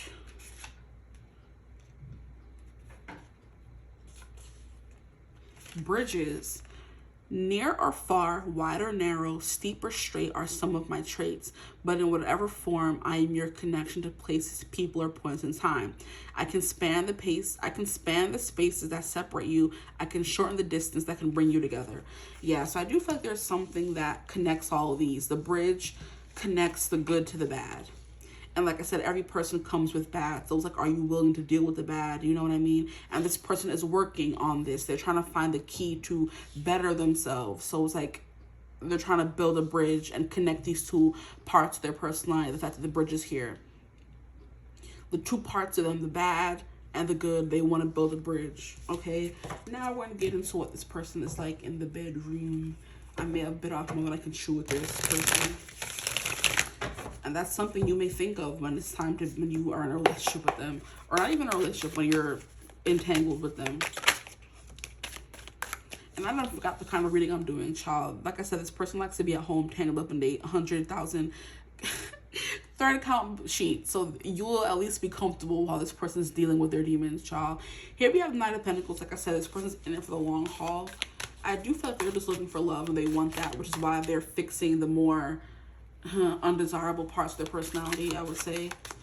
And that is literally who Raleigh was in this series. He was someone who was a good person, but he got tangled up in the wrong things. He was with Buffy. I don't remember if he knew she was a slayer or not, but he was locking up the people he were working for. Let me not say him. The people he were working for were locking up these animals and experimenting on them. You know, torturing them essentially, because they caught hold of Spike, and he had him locked up in the facility for a minute too. But he was a good guy and everything else, except for he would, at nighttime, he would be killing these things and trapping them. But it was the people he was working for. It wasn't him. So this person could be caught up in, you know, under the table dealings, less than desirable jobs. And I did say law firm. So law isn't always the cleanest business, you know, politicians, things like that. Or even the music industry or acting industry. There's something about it that's slimy. And you have to be a certain kind of way to not be used. You know what I mean? So cut this person a little bit of slack, I would say. I've been trying to. But Judgment card. This is also what they're like in the bedroom, sorry. Take things the long way. This person is very slow. They're very methodical. They want to build you up to certain kinds of things. They want to build you up to this judgment, this finish. They want to... stop it. Please stop. They want to... Because the more you build, the more you edge, the more it takes you some time to get there, the harder and better and more transcendent it will be. This person like could be into tantric, because we have these stars here and we have the moon. This person could be like into very tantric kind of bedroom activities, okay? They take in their time. They're also very sensual at night, because it's Pentacles energy. And I'm hearing Taurus. They're very much into feeding you, wining you, dining you, bringing you over to the house, lighting a candle. It's a good smelling candle. Get the mood going. Watching TV, bringing out the wine, like wining and dining you, romancing you. Is what this person is into. And then building you up. Like, for them, foreplay doesn't start when you hit the bedroom or the bed or the couch, whatever, when you start kissing. No, it starts beforehand. When they're courting you, dating you, taking you out to dinner, it starts but then. Yeah, okay. We have the star. Yeah, this person makes you the star of the whole act. This person is very much a giver, which is why they could be so hard to get to know or come off so cold. Because like I said, the people who are the coldest or meanest are the ones who are hiding the gooeyest interior. So this person wants to just serve and do things for people and make you the star of the show, make sure you get off. The star card also gives me a little bit. This is the other Slayer that I was talking about in group 1. I forget her name, but she was the one who came after Buffy died in season 1. And it's kind of like there's something here about water, because I'm seeing it in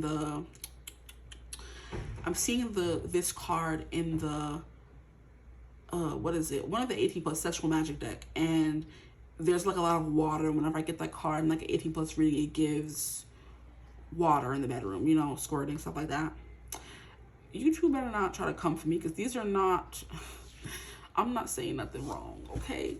But something about a lot of water, they want to get you very excited, this person, to make you the star of the show, like dote on you kind of vibe. It did kind of want to come out in reverse, so maybe they want to be the star of the show as well. They want to give and receive that as well. The star coming out twice, though, is really cute. What is their person like in the bedroom, please? My group 2s.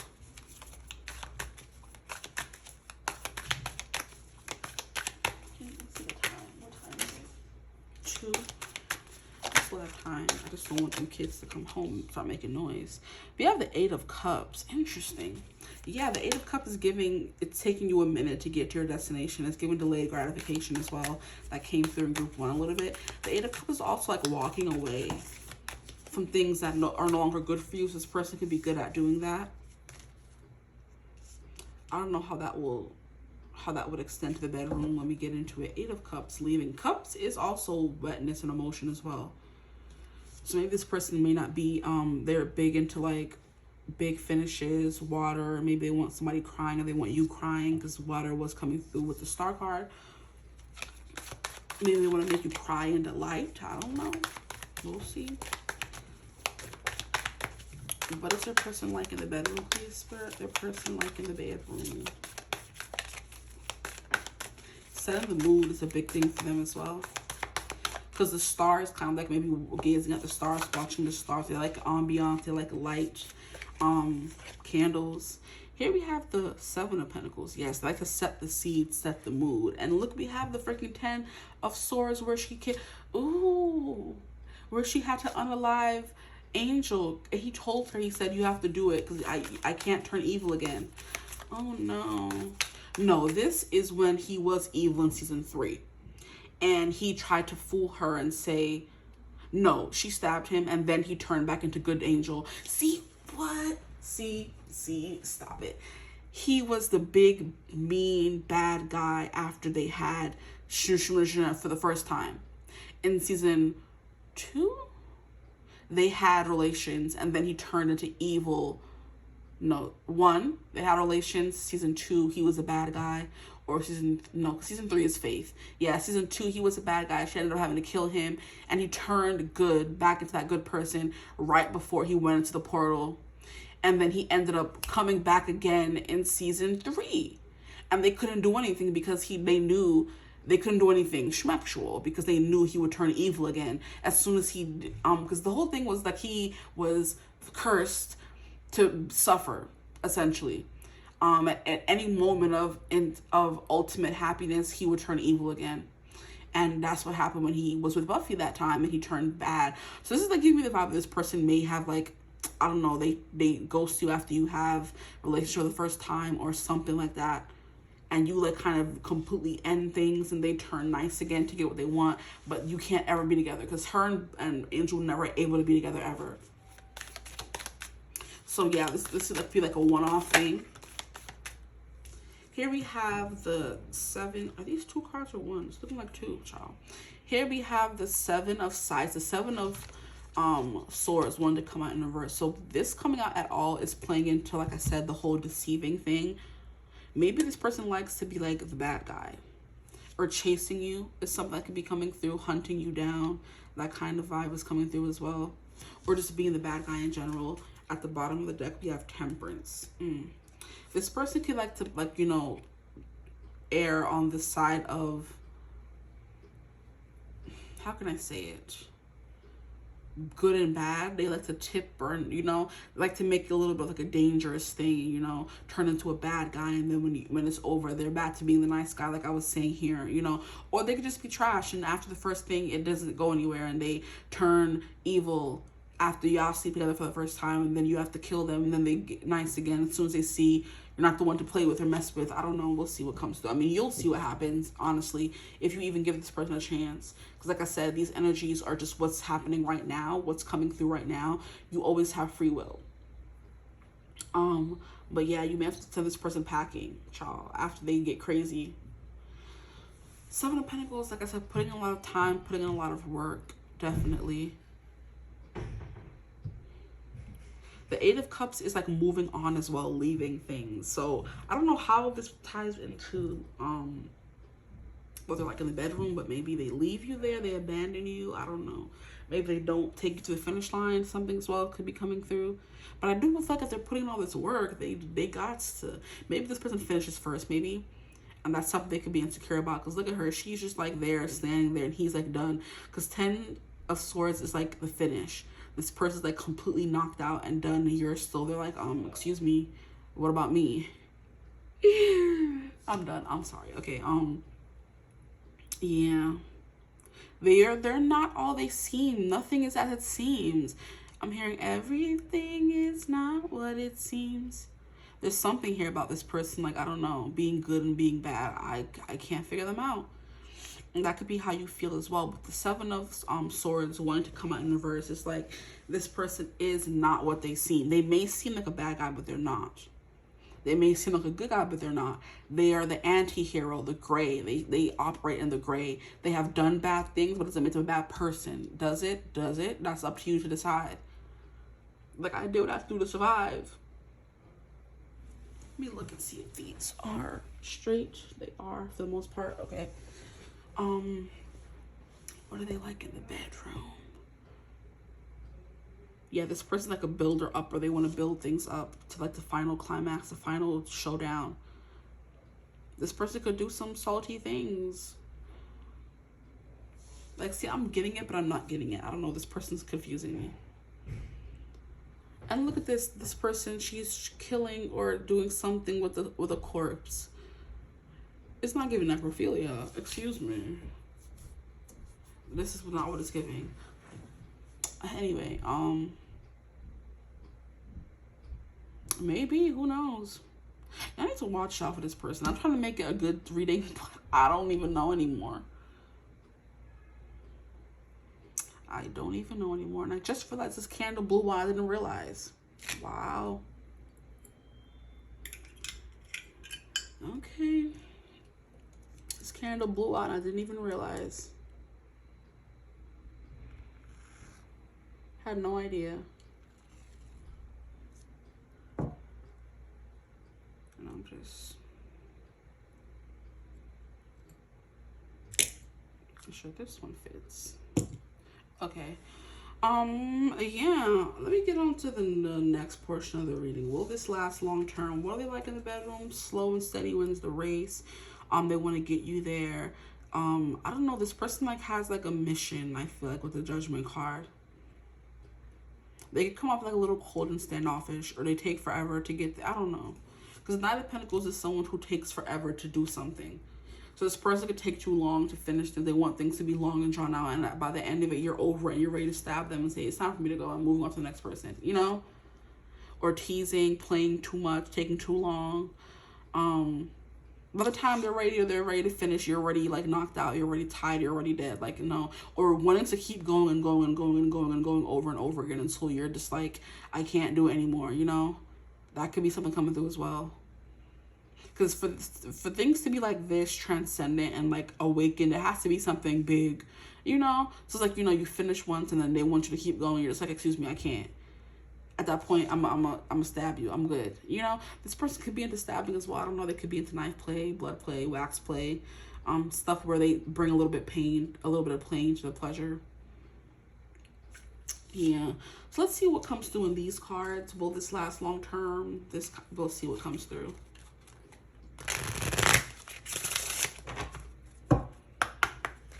My group twos. Will this go long term?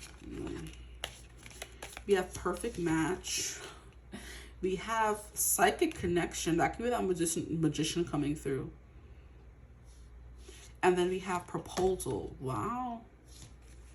Your romance is about to evolve and level up. We have your communication goes beyond mere words. And we have you complete each other in the most harmonious of ways. Now here we have manifesting the one. Very soon your true love will arrive. And then we have divine timing. Oh my.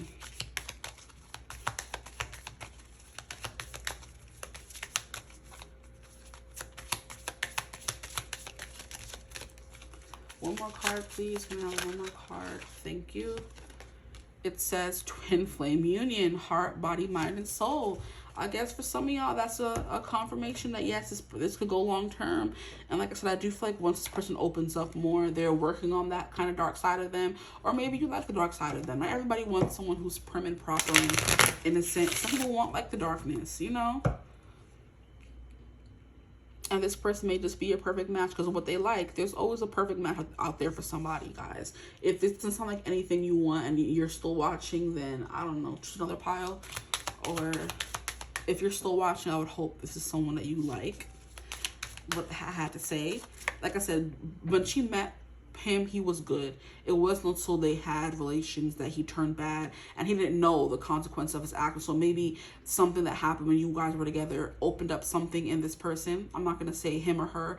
Opened up something in this person that had them turning bad or showing all the things that were wrong with them, and had them turning on you in some kind of way.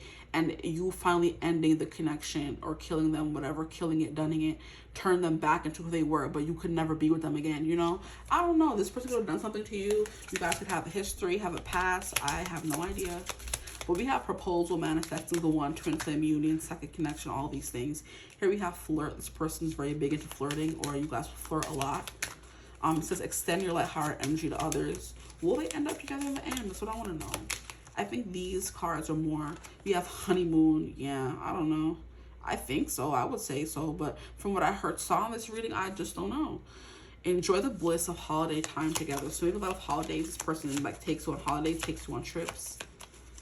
Like I said, they're working on their dark side. Like everybody has a dark side. Everybody has things they're working on. You know, we're all working on something. One of my friends like to say, and this could be something you're willing to stick through and stick beside them because you see the light beneath the dark, the way the card said. There is going to be some storm clouds. It's not going to be easy, but the sun will come out. The stars. Then we have the moon, which is love and romance. So I'm like, there's potential, big potential here. But there's some things that this person is dealing with and they may have to, you know, overcome first. We have heart-to-heart conversations. Yeah, a lot of conversations. We have Stay optimistic about your love life. So even if things don't go well, this person in the beginning, it may turn over a new leaf, and then we have a wedding after we have proposal. I don't know what y'all want from me. Like, we're not getting, and these cards have negative cards in them, I'm telling you, but none of them came out. So with this storm, like, it may start off rocky, but I do feel like it's written in the stars here, because we have all the zodiac signs, I believe. So it's written in the stars, but the one that's like highlighted is Sag, Leo, and is that Aries? Yes, so Aries, Sagittarius, and Leo are the ones that are red. So this person could be a Sag, Leo, or an Aries, and those are the fire signs. Here we have the moon. Like I said, there could be something fated about this connection, and there's something about the bridge being built to kind of connect these two things together. There's a snake. This person could have a job that's not the best, but they have to do what they have to do to make money and feed their kids, giving investor, lawyer, stockbroker, you know, hedge fund bro, or something like that. Whatever those people do, where they be like having to finagle money from other people and they're rich doing it. That kind of thing could be a thing there. But they can see the light by being with you. There's something about you turning back on their humanity, because that's what Buffy and Angel actually kind of deal with in the show. They were also never able to be together, but they were also true soulmates. But of course, there's not going to be a curse placed on you guys. It could be with that magician coming through that was here in the first portion of the reading. There is something here about you guys like being maybe entwined together to learn karmic lessons. But like I said, there's a lot of positive cards that did come out. But like I said, so I'm gonna read it again for y'all. Yes, I will, just to provide some extra clarity. Where'd the book go? Sorcery. Oh, it's right here. That is 33. I'm gonna read for 33 again. It says, look to my right. I point to what is highly important or what needs to be solved. So there is a part of this person they need to solve, or they need to overcome or heal, okay? And nobody's saying they're perfect. Nobody's saying their relationship will be perfect, but the cards are saying there is long-term potential here if you would like there to be, okay? But discoveries and solutions are my forte. You will find me in synchronicity, signs, and fate to be with this person. When I land close to you, know that you have the means and the answers to what is troubling you. So no matter what's going on in this connection, you guys will always have the answers and the means to answer what's troubling you. And then to the right of me, which just so happened to be these two bad cards, I heal what needs to be solved. So, child, I don't tell y'all, that's just about it. I mean, I feel like this reading resonated in a really cool way. It all came together really well. Yeah, it took a lot to get here, and it may take a lot to get to where you guys may want to be in the connection. But I do feel like there's long-term potential here for you guys. I hope this reading resonated. If it did, feel free to like, comment, and subscribe. Join the tribe. We'd love to have you. If you would ever like to book a personal reading with me, you could always get in contact with me. Use my email in the description box below. But I hope you're having a beautiful, wonderful day whenever you watch this reading. And as always, I will see you gorgeous people in the next one. Bye. Hello, my gorgeous group threes. Welcome to your reading. If you chose image 3, the number 3, the energy of group 3, however you got here, welcome to your reading. Today, we're going to be getting into, your next lover. What are they like in general? And then we're going to get into what they like in the bedroom. Okay? And then at the end, we're going to ask, will things last or will they not last? Because this is meant to be like a cuffing season, essentially thing. Like, it's getting colder. That's when people be out there getting frisky, wanting to be with people, you know, wanting to hook up with people, whether you're someone who's more serious and like serious connections, or you're someone who's more frivolous and like it doesn't really matter to you. We're going to get into the vibe of your next lover and what are they like in the bedroom, that kind of thing. And then, okay, we're going to get into, will this last long term? Okay, so if you want to last long term, then you can stay towards the end, because that's going to be towards the end. We're going to get into that energy. So if you don't care about it being long term, when I start saying, now I'm going to see if it goes long term, you could just cut off the reading, okay? Disclaimer, if the reading is not resonating at any moment, you can always click off the reading. No need to leave a negative comment, please and thank you. We're all grown here. We all can practice discernment. We all have free will. So I'm not telling you this is who this person is. You know, if you don't like the person, then leave. You know, it's as simple as that. And in real life as well, if you're with someone you don't like them, leave. You know? But yeah, we're gonna get into it. Let's see what comes out. This is supposed to be a little bit like what's your lover gonna be for this cuffing season, or whenever you're watching the reading. It doesn't really matter. We're gonna see what comes through. Thankfully, I'm using this Friday as the day of Venus to get some Venusian energy for this love reading that I just felt called to do, because yeah. So I just heard false start. The way I tried to start shuffling, it didn't shuffle until I kept going a little bit. So maybe this is someone you have like a false start with, or you had a false start with. See, the card keep backing up. Please, Spirit, can I get some cards for group 3's next lover? What is your next lover going to be like? Who is your next lover going to be? What can you tell me about this person? I'm hearing tapped in. So this person could be tapped in. Ooh, wow. We have 5 of Pentacles. I'm hearing abandonment wounds. I thought it came out by itself. Aw. And that's literally what the card means. Being on your own, by yourself, abandoned, not taken care of, feeling lonely, that kind of thing, left out. Okay? So this could be someone who feels left out a lot of things. I'm hearing specifically left out of relationship culture. Maybe this person's never been in a relationship or never had a long-term anything, and they're feeling left out.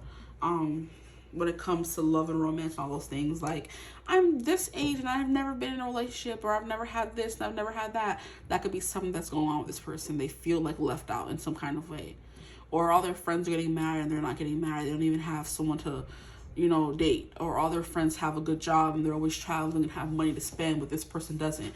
There's something here about this person living in lack, you know, never having enough, you know, and that could stem from childhood, or that could be something that's like more recent and present. So let us see. But abandonment wounds could be a thing coming through for this person. They don't like being alone, or they like being alone. Who knows?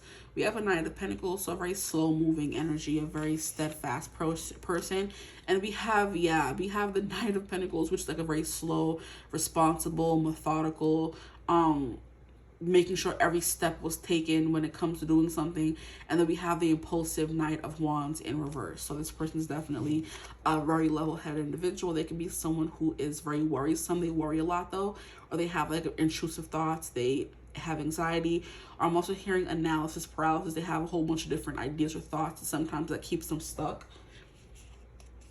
Here we have the Ace of Chalices. This is what I was saying. Never of having had a relationship or a fulfilling romantic relationship when their emotions were fully fulfilled.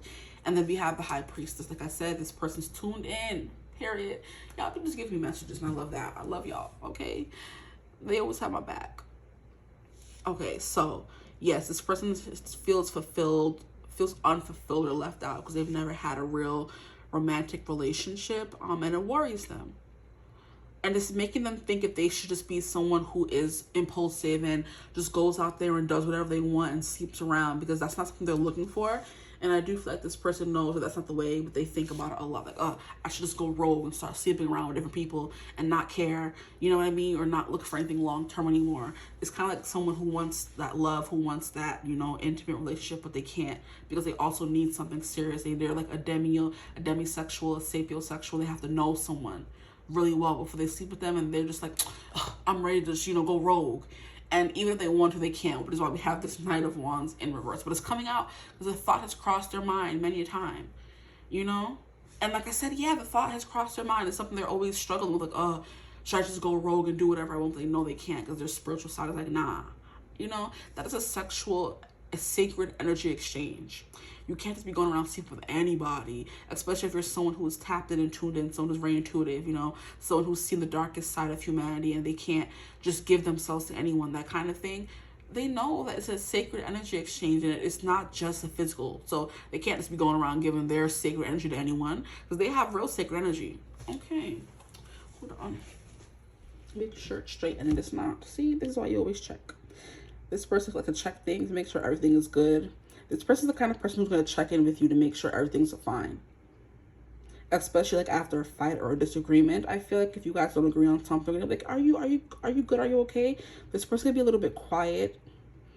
And if you start acting weird, which they will be able to pick up on, they will be able to pick up on that. They're going to ask, is everything okay? Am I okay? Are we okay? And like at the bottom of the deck, we have death in reverse. These scary old freaky looking things. What is this person like? I feel like I just said everything. I mean, what is the person like, please, for my group threes? Can I get one more card?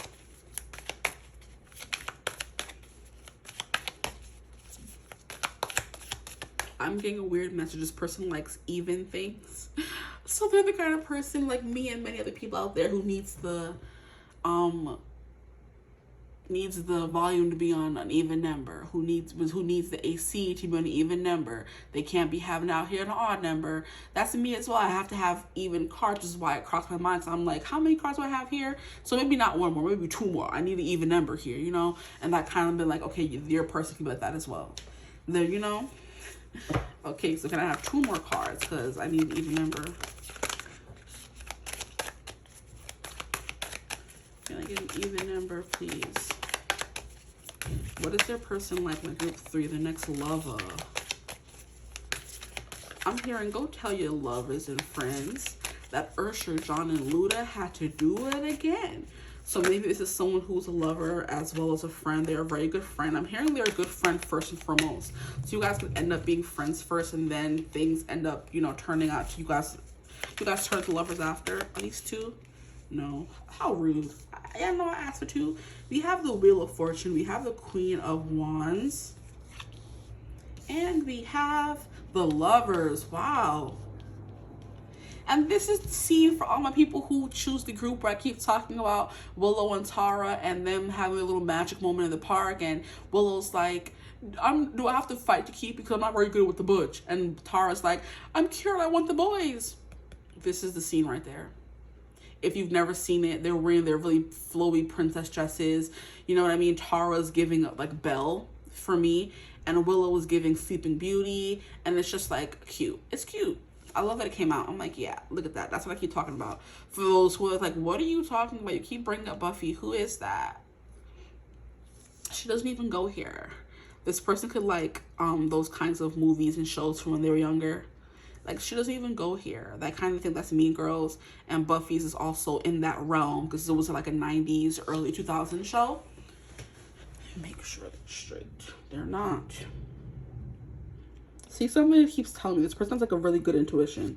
Because I just keep looking at the cards and I'm like, they're not straight. And I look up and they're not straight. Still not straight.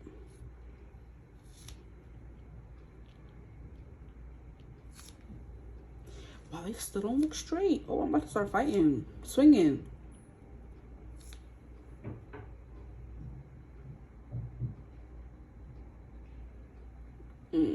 I mean, I suppose it looks better. This person can be very picky or very particular about certain things. They want things to look a certain way. They expect people to act a certain kind of way, you know? I'm gonna get some cards from this deck as well to give more. This person can be like very, I know they're not one-dimensional, but not much is coming through for them. So they're very like, not secretive, but they're very private, as the High Priestess is. She's someone who's also very spiritual and intuitive, but she's also someone who's very secret. She keeps her business to herself. Look what I'm shuffling at the bottom of the freaking deck. We have 24. The two swans. I'm gonna take it. This person could also be a little bit of a wild card, but we're gonna shuffle now, see what comes through. For my group three, the next lover, who is this person? Ooh, in the stars. I do remember this came through in group 2, and it was something about like love and romance and creativity. So this person can be like very lovey-dovey, very hopeless, romantic-y, very creative. They're good at certain things. They're good at making music, singing, drawing, playing instruments, that kind of thing, acting. There's something about them. They're good at that. This person is a lover. I'm hearing they're a lover and a fighter. Because I wanted to say they're a lover, not a fighter. I'm hearing they're a lover and a fighter. Because we have this Queen of Stakes here that's like, what you said? Oh, okay. So this person's a lover and a fighter. We have the Wheel of Fortune, which is giving fate. And then we have the Lovers, which is also giving fate. So you were fated to meet. We have the freaking luck card. We have the 4-leaf clover. Anything else? And at the bottom, or what was supposed to be the bottom before I started shuffling, is the Well.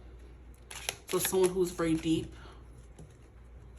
Their emotions run deep, their intuition runs deep, they're very connected to water and that kind of the cosmic pool, essentially. I don't know, I feel like it's not straight again, but I don't want to keep getting up. So, sorry, guys. Like, I don't want to keep getting up. Maybe one more time. Perfectionist tendencies this person's giving. Virgo. Lord. I'm saying Virgo like I'm not a Virgo. Virgo. Ugh. Okay. So, person, Five of Pentacles, maybe abandonment issues. They're very, maybe, I'm hearing cold shoulder.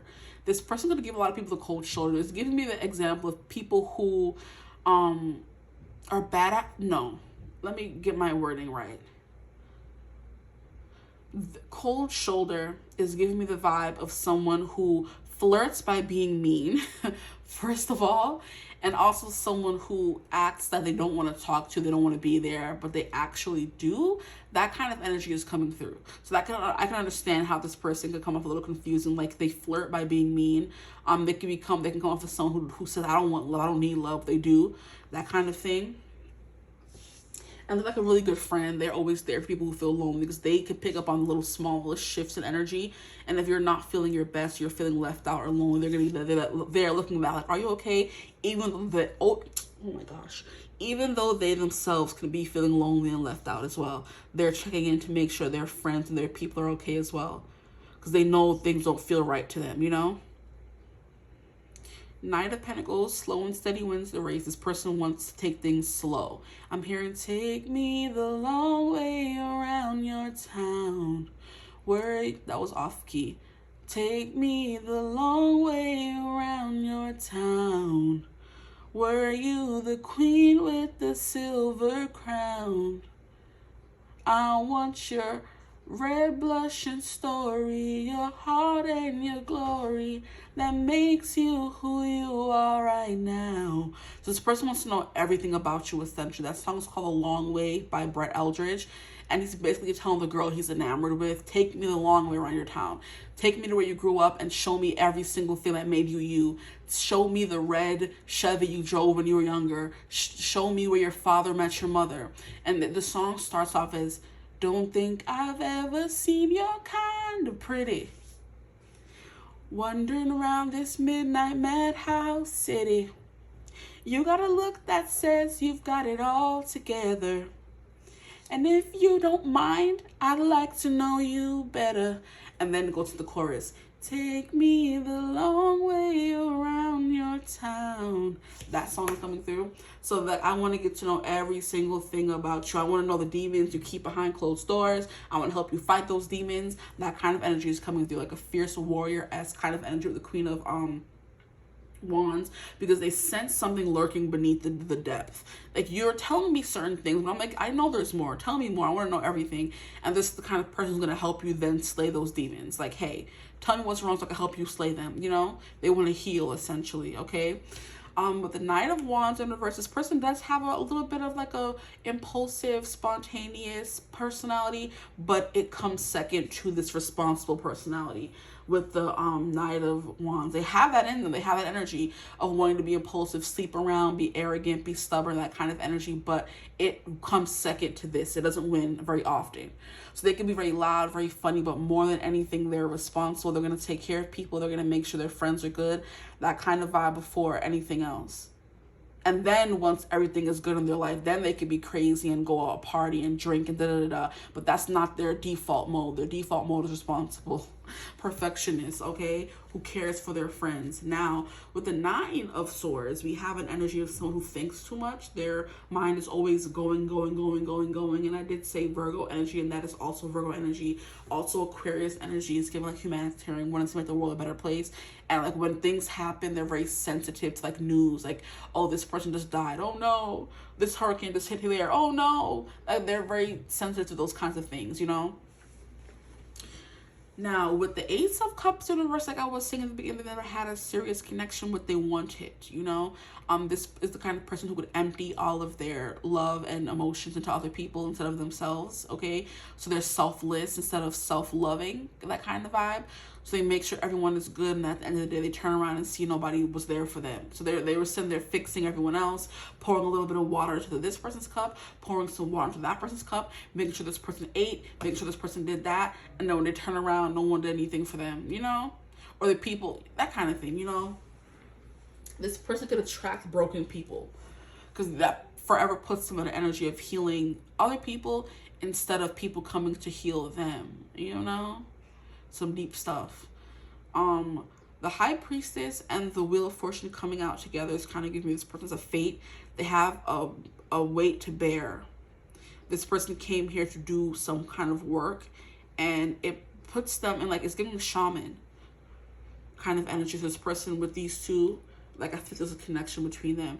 We have the shaman. This person could be a little unpredictable right now, but I'm also hearing this person's like very stable, very set in their ways, okay?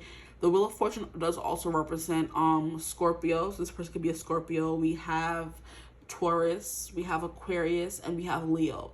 So this person could be that or have those signs predominantly in their chart. And it just means they have a little bit of stubbornness, very set in their ways, like I did say earlier. I think this person is like is a shower more than a teller. So they're not going to sit there and tell you, oh my gosh, I love you so much and you did this so well. They're going to like do things for you instead. They're an acts of service kind of person. Like, did you eat today? Do you want something? Are you hungry? Do you want to go here? That kind of vibe. So instead of them saying, oh, I love you, they're going to show you better than they can tell you, essentially. Okay. Now with the Queen of Wands, this person does have like a very impulsive, fiery side to them, because we have a queen and not a knight. So this part of them is more fierce than anything else. You know, it burns brighter. This person does burn bright. They could be very attractive, man or woman, very large and in charge, just what I'm hearing. This Faith person was also kind of a little unpredictable and very much looking for love in all the wrong places. But I do feel like in season 3, when she came about, she was working with the mayor. And that man was crazy. He was trying to eat the whole school and becoming a dragon. Like, that man was doing some things. She was working beside him. Like, girl, you're supposed to be the slayer.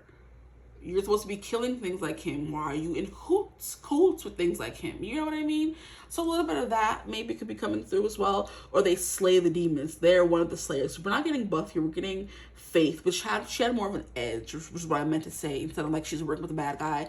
This person could work with bad guys. They could work with demons. They could work with, you know, dark entities, stuff like that. But I do feel like more than anything, they are the person who has an edge. Buffy was cookie cutter, girly pop from California, and Faith is like, I've been through some things. I live life. I'm rough around the edges. Don't play with me. That's what this person's giving. Okay. And here we have the Lovers. I just don't say about this. I do feel like this person has a destined relationship. This is most they're meant to be with in their life, with the Wheel of Fortune, which is fate, destiny, things turning over, luck. And then we have luck here. I'm hearing Lady Luck. So this person could be like very lucky. But it's like they're meant to be with one specific person, which is why even when they do want to go out and sow their wild oats, they can't, because they're programmed to be in a relationship, is if you know what I mean. Like, I don't, like, it sounds like very like old back in the days, like you can't be with all these kinds of people until you find your one husband kind of thing. But I think they're kind of fine with that. They could be old fashioned, since that is coming through. Like, I just want to have one partner. I don't want to be sleeping around. I don't want to have many partners. I need to just connect with one person. And their soul could know that and feel that, which is why they stay single, waiting for that one person instead of having multiple partners, which is their choice not to have. No one's saying it was forced upon them. They have like some people say, I don't know if I believe in the whole signing a contract to go through pain and suffering before you come into this life. I'm like, I ain't signed up for this. Okay, but some people believe you sign a contract and the contract said, hey, you're only going to be with one person. You're going to go through romantic ups and downs, relationship struggles. You're not going to be able to have a father figure. That kind of thing is coming through. And they sign that contract, and now that's what they're handed, you know. But I do feel like this person's like very spunky, very bossy as well. Okay. I don't want to say an acquired taste, but they could be, because if they're a masculine or feminine energy, if they're a little bit overbearing sometimes, their energy is a lot to take on, which is why they don't gel with everyone, you know? They could attract a lot of Knights of Wands who think they could take care of or deal with the Queen of Wands, but they actually can't. So they're always turning away people who are just like, no, I don't want you, you know? And even in this thing here, it's giving like a little bit of a delinquent or outcast. They're just like, they attract those kinds of people, and they're like, nope, waiting for somebody else, and they're patient, taking their time waiting for that somebody else, because they're the queen. I'm not settling down with the knight. What I look like, you know, that kind of energy. Yeah. Or I'm a king. What I look like settling down with a knight or a page. What I look like, I'm here. What I look like scared. What I look like doing all that right now. You know what I mean? They have standards, very high standards, if you will. But yeah, they shine very brightly, and they're very like bright. Like I said, fiery. They're very, very, very charismatic. They have a big personality. They're very warm. They attract a lot of attention. But it's also, yeah, I know I'm the queen, but I'm not settling just for you. They get a lot of attention, but they don't settle for anything, you know, if that makes sense. Now, the lovers, like I said, there's like a destined connection they're meant to be with, or they could have like a soulmate, and that person could be you who's watching, and they're just waiting around for the love of a lifetime. That hopeless romantic energy coming through. They're waiting for the love of a lifetime. Now, what I'm going to do is get this book here. See, why am I hearing that thing again? I'm hearing it again. What is it? Is that song that's going around? It's like, bring that D here. Come here, bring that D here. That's coming through. Ooh. See, I need to go back to group 1 and say it, because I was trying to get it for them and it wasn't coming through. And this is definitely the kind of person, like, if they want something from you, they're going to go for it. You know, if they want you, they're going to flirt. If they want to woo you, they can. If they want to charm you, they will. You know what I mean? If they want you to be their little slave, they can. Now, we're going to save that for the bedroom, okay? But that's coming through here. You know? It was coming through in group 1. I'm like, that sound that's coming through, like, you know, come here, bring that, look here. That's what was coming through. But this person's very much that way, because it came through for you guys. That's funny. Maybe some of you, your person, or if this person would be watching for you, they'll be watching group 1, and you're watching for them, so you're watching group 3, which is why that came through in both readings. It didn't come through for group 2. It came through for group 1, and now it's coming through again for y'all. I know that song is coming through. Like, if they want it, they're going to come and get it. They're going to seduce you. Tarati, yes. Okay. Now I'm going to read from these other cards. This is giving me a compass. So I don't know what that is, but we're going to... Yeah, it's a compass. But we're going to see what the book says about the compass. Which comes first? We're going to read for number 2. Come here. Bring that. Look here. I'm done. Okay, so the Clover, I bring you luck and happiness. I make things better. And as long as there isn't a negative card after me, I will turn difficulties into opportunities. I am the nice surprise and the happy size. As you can see, there's no card after it. So I will turn difficulties into opportunities. That's this person. And I am the nice surprise and the happy size. Oh, how cute. It's giving that with these lovers card here. Now the next card after that is 24. These 2 swans. We'll see what that says. I love how the card, like, because even in group 2, there was a card that was like, if something is to the right of me, I'm gonna overcome it or fix it. And there was 2 cards to the right of it, and they just so happened to be negative cards. That the card was like, I kind of neutralized those things. You know, I love the cards are carding. So the next one we have is 24. The Heart. The form of happiness and love is simply drawn in my shape. I am your feelings and emotions. I am your passions and devotions. Just make sure no bad cards are around to spoil this fondness and affection. As we can see, there's no bad cards next to it. So these cards are amplifying each other. They said the happy size, okay, and the nice surprises. Then we have the love, which is the heart. No bad cards. And even next to it over here, we have the lover's card, which is like the same as this card, you know? So, you know, love it. Love to see it. So we have happiness coming through twice. Like, I'm the embodiment of love and happiness, because the form of happiness is simply drawn in my shape. That's what this person is. And then we have a Jack of Hearts. So a Jack of all trades is what I'm hearing. I do think this person would be able to like call in a lot of different people and deal with a lot of different people if they don't choose to.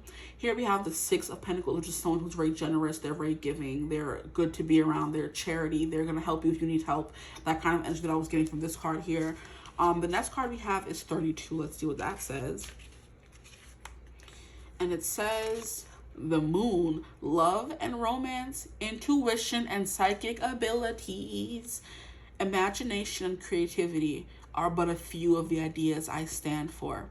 I reach across the sky and they influence things and influence the waters. I am admired all around. I bring fame. I bring honors. So like I said, this Queen of Wands person, they attract a lot of attention. They're very famous. A lot of people may want them, but they don't want everybody, kind of thing. They bring fame. They bring honors. They're admired everywhere they go. That kind of energy. I got a good person here. Hand him over. Hand him here. Thank you. Or her. Who knows?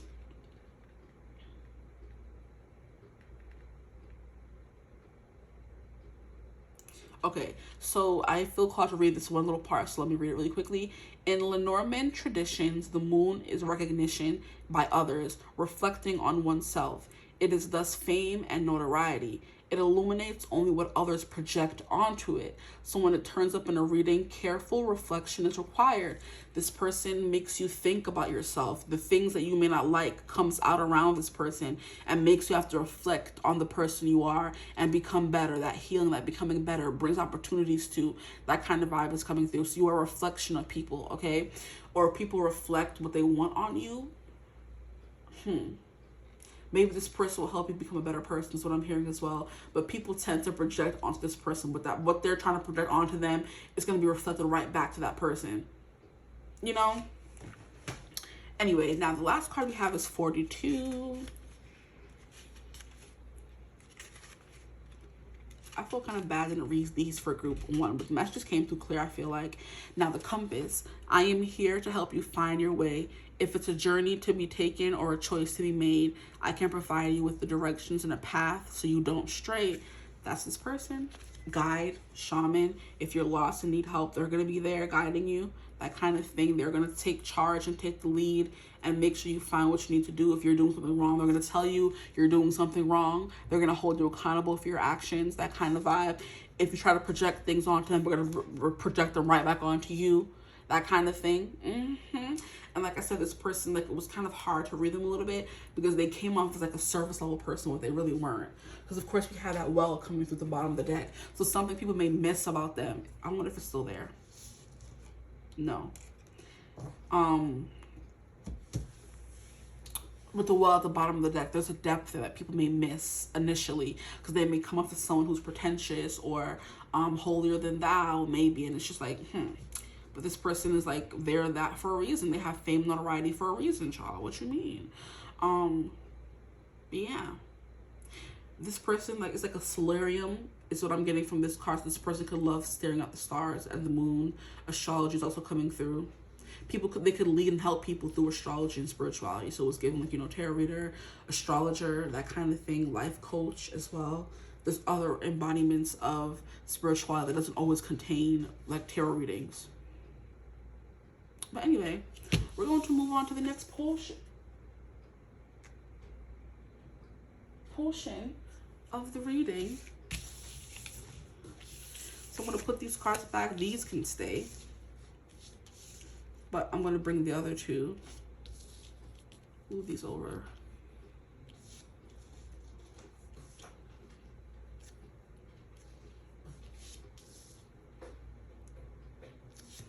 And put these back. Now, the next portion of the reading is, what are they like in the bedroom? So let's see. See, I keep playing my song. Come here, bring that dick here. YouTube, don't flag me, please. I didn't say the full word. If I did, sorry. Anyway, let's see. What is this person like in the bedroom, please? Just from these cards alone, I would say this person is a leader. Because we have the north, south, east, west, so they're leading you to a finish, okay? I'm hearing intuition, so this person knows how to get you where you need to go. They're very dreamy, very romantic. With these cards that came out here, they know how to help you get to, like I said, your destination. They're very dreamy. They're very romantical. They could probably get you in like a trance kind of state. A trance, like, they hypnotize you. I'm hearing you got me so hypnotized, the way your body rolling round and round. What that booty keep bumping, just bouncing up and down. It's 5 o'clock in the morning. I'm locked up and I'm hung. Y'all know that song. This what got me zoning. Y'all know what Ply says. Yeah. So anyway, there's something here about them like hypnotizing you. Okay, we have the Lovers card here, so it's giving this person like knows what you want. They know what you like, especially with that spiritual side coming out to them. Let me get some cards from here. They seem like your perfect match in every way. So whatever you like, they match your energy very well. And true, it's very like they're very lucky. I do think it's giving lucky guesses, so they're very good at knowing what you kind of want as well. There's a lot of heart to this person. They put a lot of heart into their, I'm hearing lovemaking. Okay, purr. Am I taking these? We have 10 of Pentacles, and I'm taking them. We have Page of Sights, very talkative, very teasing, is what I'm hearing as well. I'm also hearing bratty for some, if you're watching for women. If you're watching for a man, like, yeah, it's the tease. Dangle something and take it away. 2 of Cups, wow. Love, like, this is like this is the best reading ever, guys. And I'm like, should I do a reading 4? Because I know there could be more people watching, but I don't even feel like it, because these readings are already about to be an hour long. Like, maybe I could do a group for another day, you know what I mean? So I don't have to post this until like maybe Monday or so. But yeah, I'm like, for right now, I'm good on that. We have 4 of Wands. I'm hearing a whole new world that help you explore new things. And here we have like a kind of like a bull's eye. So they get things right. They get the nail right on the head. Is what I'm getting. Ooh, not the head. I'm done. I am done. They make you feel right at home. Because the 10 of Pentacles, right at home. And I was reading a book, Ace of Pentacles. I was reading a book. It's by Shanora Williams. I love her. She's the Black author, for anyone who's interested. And she has a book about 2 soulmates who live in like well, Willow doesn't live in a fantasy world, but Cass does, which is the guy she's with from the alternate universe or whatever. I'm not gonna spoil it too much for y'all, but in the book they end up having wolves, matching wolves. Like, his wolf is black and hers is white, you know? So like, and wolves do what? They mate for life. Cool. So I'm hearing like a mating call. This person could have a mating call, or whatever that it means. Come here, bring that. Let me stop. That could be a mating call. Who knows? That's funny. What are they like? Ace of Pentacles. And then we have 4 of Cups. And we have the Star. The Storm. What are they like in the bedroom and the 4 of Cups? I don't know. I think this person doesn't know what they do to people. It's the vibe that's coming through as well.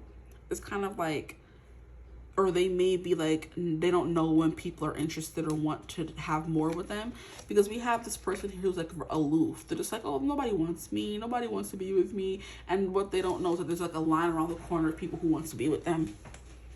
See, look at that. I gotta move these over. See, something just tells me that the cards are not looking right, and I always know.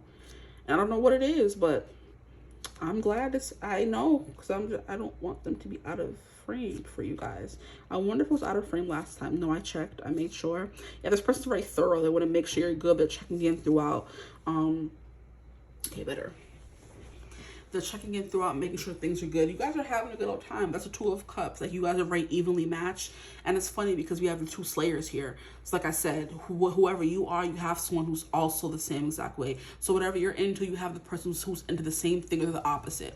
I'm not trying to get too specific here. So anyway, because we have Buffy here, which is the light side of the Slayer. And then we had Faith, which represents all the dark things about the Slayer. You came through as Faith. Or no, this person came through as Faith, and you could be coming through as a light version, which is Buffy. Like I said, she's the giggly, the cutesy, light, airy California girl who's into cheerleading and stuff like that. And then we have Faith, who's from the darker, more rough, gruff side of the track. So who's been through some things and seen some things, and even found herself working for the bad guy at one point. You know what I mean? And that's the thing, there's like a duality here. So when it comes to, like, you know, maybe some bedroom activities, maybe if one of you likes to be daddy kink or whatever, the other person is the one who's helping you with that. Or one of you is a daddy, one of you is a mommy. What is it? You know what I mean? Things like that. If one of you is a sub, the other one is a dom, that kind of vibe. You guys perfectly match each other, is what I'm basically trying to say. A light and a dog. Okay, a perfect match. Together, these 2 were, like, you know, really good. I think in season, when did they start working together? I think they did become like tentative friends in season 3. So it's kind of like they were there helping each other when the time was, when it was necessary. Like I said, the Two of Stakes is definitely giving, you know, very adventurous. Will try anything once, twice, thrice. Okay, you know what I mean. There's nothing that's off the table except unless it's like too ridiculous, and they're like, nah, you know. Ace of Pentacles, I don't know what that is. I'm hearing a seed, so planting seeds. That could be a thing, breeding. I don't know. Yeah, this person could be into that. Or they like doing that to other people. So just take what resonates there. Anyway, the Star card, they like to make you the star of the show. But I'm also hearing that they like to get theirs as well. Which could be that kind of thing, like when they want to do all the work and give you everything, and when you try to give them something in return, they're just like, no. Or aloof, like they're just so used to giving and being the giver, you know. So they're out here turning tricks and doing things to you that you never had done to you before. When you try to reciprocate, they're like, oh no, you know, that kind of thing. They gotta have a problem with receiving. And look how I'm talking about cheerleading, and we have that coming through here. I'm trying to figure out who this is though. I don't remember who this girl is. But like fantasies as well, role playing maybe. I'm getting the scene of like you guys pretending you're at a bar and one of you coming and picking the other person up. So that could be a thing. Maybe vampire and, I don't know, victim. I don't freaking know.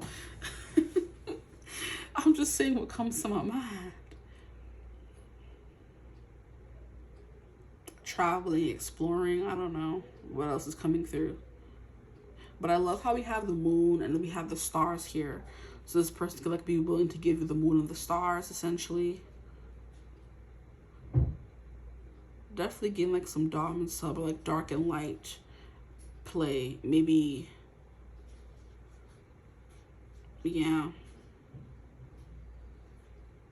Maybe things out on the town outside, because they're outside here, outside here, in a graveyard here, and they're in the bedroom here. So they have to do things in the bedroom and then other places as well. We have a lot of, look at her, she has a little freaking chest of toys in her dungeon kind of thing. And that's what it's giving me. This person have like a lot of toys or weapons or things, you know, if they're into the more extreme parts of it, knife play maybe. Prickly, torture, that kind of vibe. What is it, sadism and masochism? So whoever likes which, you're fine. The person who's the opposite of that, you know what I mean? The person who likes to give the pain and receive it, you know, inflict it, that is coming through as well. This person's hot, I'm telling you. Like, they're gonna burn you, because this guy is like going into dust. Like, it's giving that you could feel the tension in the room when you guys are around other people. Essentially what's coming through. Come here, bring that, yeah. I don't know why that keeps coming through. YouTube, I'm so sorry. Don't flag me. I promise. I promise. I'm not trying to. Now I see why readers stopped doing 18+ readings on YouTube. This wasn't even supposed to be 18+. It's just the next level, y'all. Anyway. So now we're going to get to the portion of the reading where we figure out if there's long-term potential for this connection. This is supposed to be a lover, but I feel like for some of you, honest communication. Some of you may have to be honest about not wanting anything more. Maybe that's where the honest communication is coming through. And look at how he's so close to have her lean up against the pillar. That could be something as well. Anyways, we have friend zone. Wow. A lack of passion in this companionship. Maybe you guys realize there's a lack of passion. I mean, I would say I'm gonna be burning up the sheets. I don't know about that. Oh, I did say in the beginning you guys you could start off as friends. So that could be what that is. You think, like I said, you think someone likes, or you like someone but you don't think they like you back, and that's where the friend zone comes in. Look at how he's leaning down to her, and he's interested, and she's just like coming off aloof. So maybe you playing mean is someone else thinking that you're friend zoning them, you know? So just, I don't know. I mean, this person playing mean is you thinking that they friend zoned you. Or just take whatever applies to you. We have love language, acts of service. I do believe I said that. So I love that it's coming out to confirm. And we have spirit soul payout. Okay. A personal evolution within your relationship. And I love how I'm putting it into friend zone. So yeah, there could be something about that. Something happens after you think nothing's going to happen. Anything else? Could this turn into something long term? Yeah, perfect match. Yeah. And I was saying the light to your dark. Whatever you're into, this person's into, especially like things that someone has to do to you. If you're into pain, they're the one giving it. If you're into giving it, they're into receiving it. That kind of thing. You complete each other in the most harmonious way. That's that Lovers card coming through, and the Lovers card that was coming to the tarot as well. One more card. I don't like odd numbers. That's way too many. We're not taking all of these. I just want one. Please, just give me one. One more, please. Thank you. We have disguise. Interesting. Wait, why? Disguise, costume play. And I did think I mentioned that role playing a little bit, where they're the vampire and you're the whatever, the victim. There could be a little bit of that coming through. Interesting. But it says some elements of this relationship are hidden. That could be something y'all keep some things to yourself, y'all, as you should. Because it says this relationship, not one person. Things about this relationship are kept hidden, so y'all keep y'all business as y'all business. Yeah. As y'all should. As y'all should. Okay. We have true love at the bottom of the deck. I felt called to look at it. This is the romance of a lifetime, okay? So we have playfulness. That's definitely a vibe that's coming through for you guys. I feel it. We have keep an open mind. Ooh, your soulmate may differ from your usual type and expectations. See, now that makes sense with the whole friend zone situation. If this person isn't really your type or you're not really their type, there may be a bit of like, I'm not interested until something happens. You guys are meant to be, so your path keeps crossing. Your spirit soul path. There is an evolution. This person goes from not being your type to being your type now. There's also something here about maybe when you meet this person, you're young and something, or they're young and something, and they're not ready to settle down and be with you, and you're like the wifey material, but they don't want wifey material. And they're going to keep sowing their wild oats until you become their type, which is they want a wife now, they want to settle down, and then you guys meet again. That could be something. Retreat, it's time to disconnect from the world. Ooh, getting to know each other.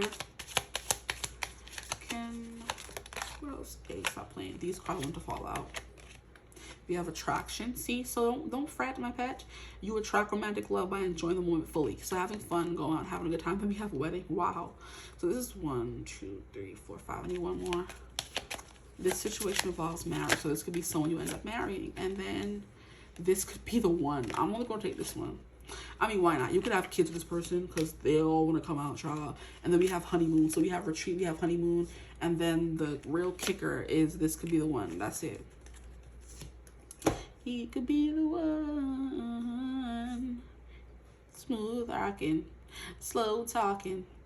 He's got everything that a girl's wanting. A guitar cutie.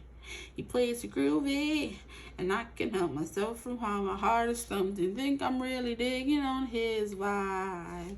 He really blows me away. Why? Because he's got something special. He's got something special. And when he's looking at me, I want to get all sentimental. Who? He's got something special. That song was coming through by Hannah Montana or Miley Cyrus, whatever. But I think that's what I have for you guys, though. I feel like I've read everything. Enjoy the bliss of holiday time together. This could be the one. You've already met the romantic partner you seek. Attraction. You attract romantic love by enjoying the moment fully. Wedding. This situation involves marriage and children. Your love life is being affected by children. So you could end up having kids with this person, so be careful. Or this person could already have kids, or you could already have kids, and that affects this connection, okay? Maybe some of you were meant to go off and have kids with someone else to fulfill a karmic contract and then come back and be with this person. Who knows? But expect the heart-to-heart conversation. You complete each other in the most harmonious way. Some elements of this relationship are hidden. A lack of passion, companionship, but we have attraction, so I don't know about that. And spirit soul path, a personal evolution within your relationship, okay? So I hope this reading resonated. If it did, feel free to like, comment, and subscribe. Join the tribe. We'd love to have you. If you would ever like to book a personal reading with me, you could always get in contact with me. Use my email in the description box below.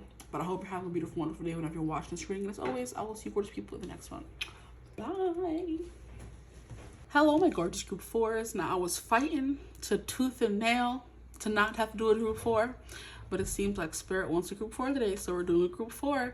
I was sitting here for like 30 minutes after doing group 3, and I just kept nagging me, group 4, group 4. And I'm like, I'll do it another day, but I'm like, no, if I have time today and the house is empty, why not? But I'm sad. This is about 3 going on now, it's about to be 4 hours of reading, but I'm gonna do it for y'all. So today's reading, welcome. If you chose image 4, group 4, number 4, however you got here, number 4, welcome to your reading. Today we're going to be getting into, are you serious? This dang clock. Thankfully we're short this time. It was usually going for a good few seconds. Anyway, this you see what I'm about to say, what the reading's about? How rude. Your next reading is going to be about your next lover. What are they like in general? What are they like in the bedroom? And will this go long term? Now, this was inspired because I haven't done a lovey-dovey reading in a minute. And I do remember on the poll, you guys said you wanted to see more love reading, so I'm doing it now. It is also about to be cuffing season soon because it's getting chilly outside, and that is when people, or us as humans, feel the need to nest and hunker down and cuddle with other people to keep us warm during the cold, months. So that's coming up soon. It's already chilly sometimes in New York here, so it is also officially fall and winter are the cuffing season months. So we're going to see what's coming through for you guys. Well, first we're going to start off with the who. So we're going to get into that and then just go along in segments as I usually do. So let's get straight into it. Today I'm using the Buffy the Vampire Slayer Tarot because it's giving like, fall-y, Halloween-y, spooky, even though it's not that spooky, but it kind of is because there's some scary images in this deck. Okay, so group 4. I don't know why I felt called to do 4 readings, but I feel like, I don't know, sometimes 3 just isn't enough. So we'll see. Welcome, thank you for being here, however you got here, and let's get into it. Please, Spirit, what will their next person be like? This Knight of Pentacles coming out too much, no. But I'm hearing slow, methodical. Okay, so this person likes to take things slow. They don't rush into anything, okay? And that could be for a few things, wink, wink, shove, shove. What is their person like? We have so many freaking cards in this deck. Stop giving me the same ones. Ooh, we have 6 of Cups. Juicy. This is Giles. It's giving youthful Giles. We have Queen of Wands, just come out a few times now. We have 8 of Pentacles. See, I don't feel right putting it in reverse, so we're going to put it up right. We have 3 of Pentacles. We have the Hermit. So you guys are getting the quiet type. Ooh, the quiet type with the streak. You know what? The ones that came out in reverse, I'm going to keep them in reverse until we get more into the reading. So these 3 came out in reverse. Let's see. Let us see if this adds anything or if the messages just come through. Because I found that even if they're in reverse or not, I get whatever messages come through from them. So it doesn't have to particularly be in reverse. But yeah. So we have the 6 of Cups. So this giving that this person is very warm. This person is very familiar. The 6 of Cups does sometimes indicate that you may know this person already. There may be a history with this person or a nostalgia with this person. I'm not really sure who this woman is because some of these scenes come from seasons that I don't remember that well. I have to go back and refresh on those, but this is obviously Giles with a female companion. And he wasn't usually someone who had a female companion. Giles was the silent watcher. He was the one who was in the library reading up on books, trying to help Buffy defeat her big bads every single time. I don't think he had time for a love or romance, So you guys are getting like maybe a bookish, nerdy kind of archetype from this person. Because then we also have the Hermit, okay, which is someone who may be in their shell but tries to get out of it. So it's someone who may come off reserved, but they're not really reserved, which could be what this card means, which is why I felt called to put it back in reverse, because the Hermit is someone who keeps to themselves. It's giving Virgo energy, and Virgos are always seen or known as shy, but they're really not, coming from a Virgo myself. But I do know that other placements do play a part as well. But I do think this person is taken as shy and reserved when they're really not, because we have this double card here, if you know what I mean. And also, it also is significant about the person who is in the double card, because we have Willow. This is evil Willow. Willow was the wallflower, the studious one, the smart one. She was a female Giles in the show. She was the often overlooked best friend, because Buffy was the hot one. She was the slayer. Everything was about her. And then we had Willow, who was always struggling to find out who she was, until she kind of did when she went to college, and she ended up being a part of the witch group and finding out who she was. And then in season 6, sis went bad. Okay, so people who always think that this person could be always mistaken as the goody two shoes, the one that people can talk down to, do whatever they want, but this person does have a breaking point, and people may be surprised at just how this person could be, whatever that is. So we have the one who is personable, who is friendly, who is nice, the one who's always seen as the nerdy one. Nobody really looks for them or checks for them, but it's giving. Look at Giles when he took off his glasses and became a bad boy. What are you telling me? I don't care what nobody says. Giles, I always had a crush on Giles, especially more so when I was older. Like, of course, we liked Angel. Of course, we liked Spike. Oh, I love me some Spike. I'm not even gonna lie. But Giles, especially in the singing episode, I had a crush on Giles. The quiet librarian who helped Buffy and always kept her in line. The father figure, if you will. Now, that may play into some parts of my personality that ain't y'all business. But I love that he was always there for her. He was studious, had the glasses, giving real, giving daddy. You know what I mean? So this person's like how I remember, what's his name? Anwar White, a dating coach on all different social media platforms. He's here on YouTube. He's on TikTok, which is where I found him. And he's also on Instagram. I have to go follow him over there, so they're good. You have to follow him on every platform. And he was basically saying in one video, he's mostly a dating coach for Black and brown women. So he's trying to help them find their happily ever after, since it is harder for people of color to find love in today's society anyway. Probably forever, always, forever, ever. Let me get back on task. Okay, so he was like, the people who are checking for the Black women, one of them was the archetype of the gamer, the one who's always playing games. He's considered nerdy, he's tall, he's lanky, and those are the guys who are really like, they have big imaginations. Let me stop. YouTube is gonna block me, bro. Like, I can't. They have big imaginations, amongst other things. Who knows?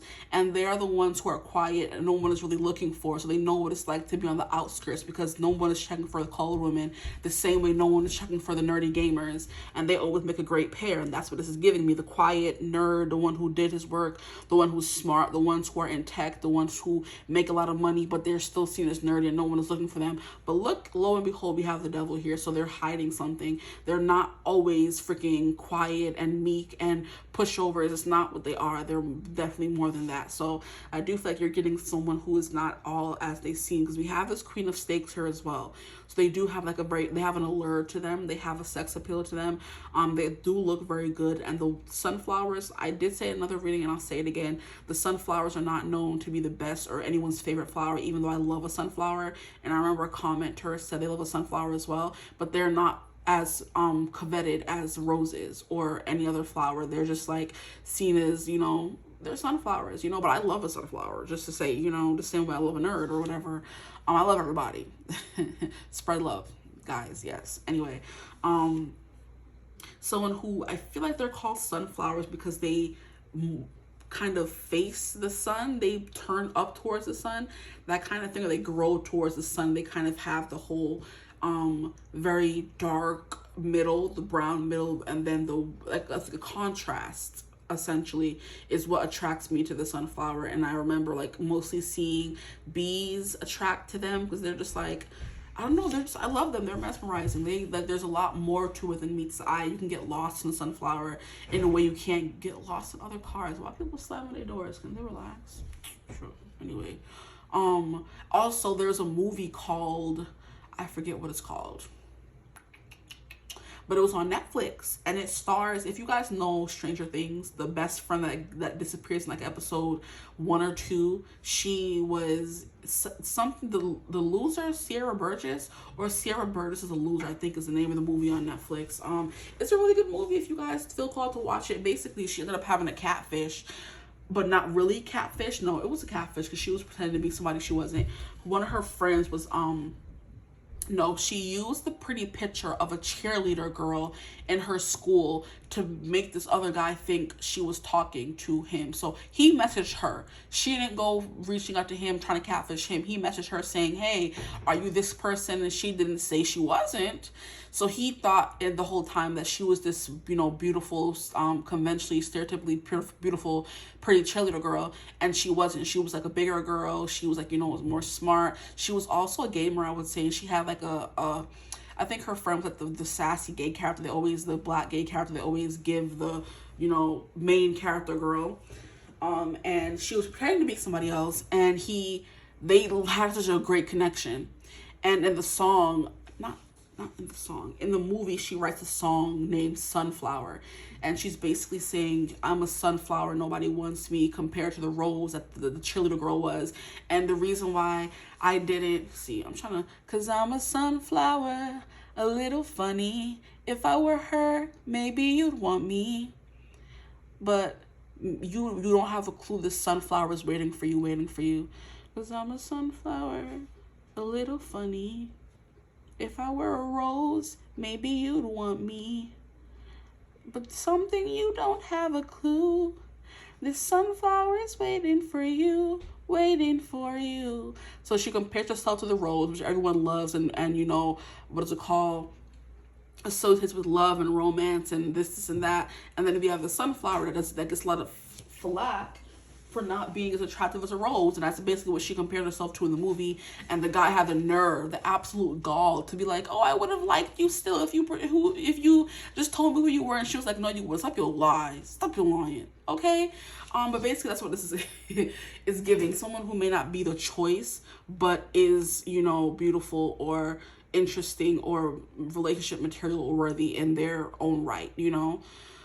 But yeah, I don't know why I went on that whole tangent. But anyway, we have the Three of Pentacles. So I do think this person, I want to say works well with others.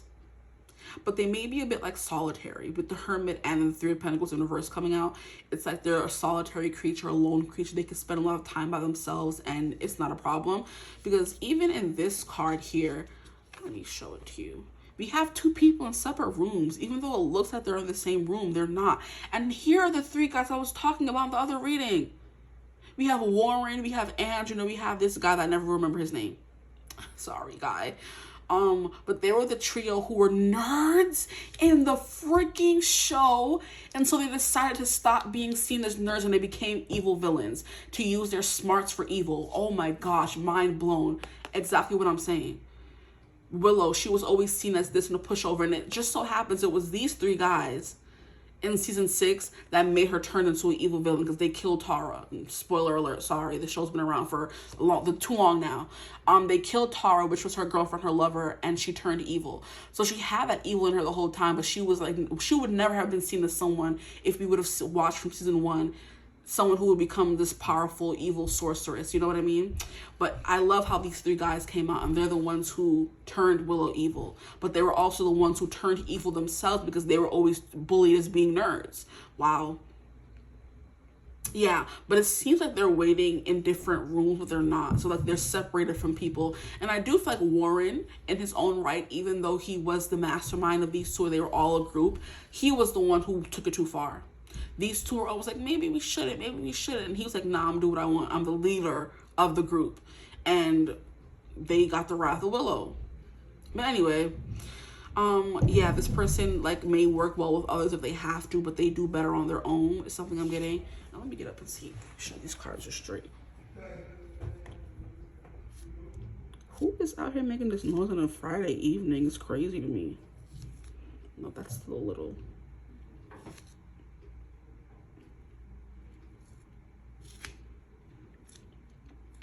Why is it not? I think that's fine. Let me leave it. Okay. But yeah, I just keep coming back to this one card here with Giles. Like, Giles had game. Don't tell me. He had the British accent and everything. So either this person may seem like they're like, oh my gosh, there's something about them that stands out. Because we have the Queen of Wands here. Then we have Giles in his like little shirt showing his little arm and his muscles. His glasses are off. He's looking like a cool kid. You know what I mean? And even though these guys weren't the most attractive, I mean, they had their brains, they had their smarts. You know, I'm hearing Ursula, you have your face. when Ariel is like, how am I gonna make this man fall in love with me if I can't talk to him? You have your face, or you have your looks and your pretty smile, and don't forget the what is it? Of body language, whatever she says in the movie. Yeah. Anyway, yeah, this person could have good body language. They have a good stature. They have a good body. Even though they may be seen as a nerd, they could be tall. And I love how we have Giles coming through a lot here. We also have Oz and the Hermit. And he was the quiet musician, so the sensitive soul, if you will. And I'm hearing, what is his name? Pumbaa from Lion King. I'm a sensitive soul, though I seem thick-skinned. So this person is a sensitive soul, but they seem thick-skinned, okay? We also have the Eight of Pentacles in reverse, and the Eight of Pentacles is someone who puts in a lot of work. I'm hearing effortless. So this person can have like effortless swag. They could have effortless, I don't know, charm. That's coming through as well. They could have effortless charm because we have the Queen of Wands here, and she's the one who gets the attention, who gets people to do things for her. She's the feminine embodiment of the Wands energy. The King is the one who's doing things. The Queen is getting people to do things for her. You know, and that's what this person's coming through as. So I'm gonna get some cards from this one before I keep going about who this person is.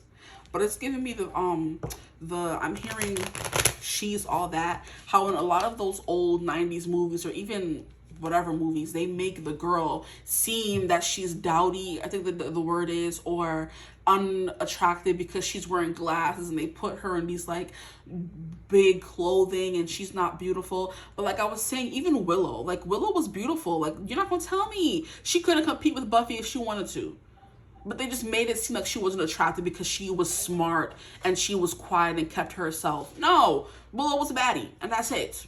Anyway, so was Giles. Like I was saying, Giles was a librarian. He was quiet, kept to himself. He was very studious, very, you know, intelligent, book smart, and they're not seen as like, oh, the desirable type, but they definitely are, you know. And then here we even have, I think this is Faith. So the misunderstood person, honestly, because Faith, I wouldn't say she was that misunderstood because she was working with a bad guy, but you know what I mean. Someone's like a little edgy. This person has that swag, that edge to them. They may be nerdy, but they have that edge, is essentially what I'm trying to say. Now, can I get a few more cards for my group force person, please? Who are they? Okay, I'll take them. We have this one. We have this one. This has been coming out for every... You know what? No, I'm shuffling them. I'm reshuffling them. They come on again. They come on again. Because, bro. Relax yourself. I'm like, I know I shuffle the cards. If they're meant to come out again, they'll come out again. I don't like the way that's my... I don't like the way they were shuffling before. Okay, the next lover, please. Okay. So we have the Compass. We have, ooh, look, what I called roses in my last reading, but someone said they're tulips, so tulips. We have the Key. Okay. Oh, look, it came back out. I be telling y'all if it's meant to come back out. If you're meant to come back to me, you will. I'm hearing that song as well. If you're meant to come back to me, you will. That's a song by Justin Jesso. And he's like, essentially, he lost someone, and if they're meant to come back to him, they will. If they're meant to be together, they will. And then we have the freaking sun. Wow. If you're meant to come back to me, you will. Is this good enough? No, move them over a little bit more. Okay, what else am I getting from this person?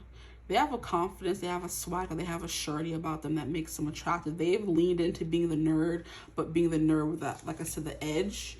They are also good at playing music. They're the musician. They're very sensitive, and they do have a bad side to them. So you guys could be getting the bad boy or the nerd turned bad boy trying to like prove himself to the world, because like I said, these guys here and start doing some things they're not supposed to be doing, or they know they're not supposed to be doing, that is out of character for them in order to get, I guess, the girl or something. I don't know. But we're gonna keep Giles in our minds for this one. This could be the episode where he turns like a teenager or something. I think there's an episode like that where he's put under a spell to be like a little more immature, and that's when he turns like, I feel like I've seen it. Like I'm getting a vague recollection of him turning back into his teenage years. So he kind of loses all the maturity and wisdom he had as the Watcher and turns back into a teenager. But anyway, we're going to read from the book for these ones, these cards down here. But we have the Sun, so someone who's very just out there. And I do remember when I read from the book for this one before, there's something here about Leo. Or 6, the number 6, which is like a divine number or something like that. We have the soulmates, which is love, union. Then we also have the key, we have the tulips, and then we have the compass. Let me just read. But with this devil energy, let me just finish. I'm sorry. The devil energy is definitely giving me this person's like a bad side that people, like I said, overlook because they have the tendency to be this way or be just like any other guy. People think, oh, because they're a nerd or they're more safe that I'm going to date them and they're not going to do me wrong the way other guys do. At the end of the day, they're still a guy. At the end of the day, they're still a girl. There's people could do anything they want. You know what I mean? They could, and they're capable of anything essentially.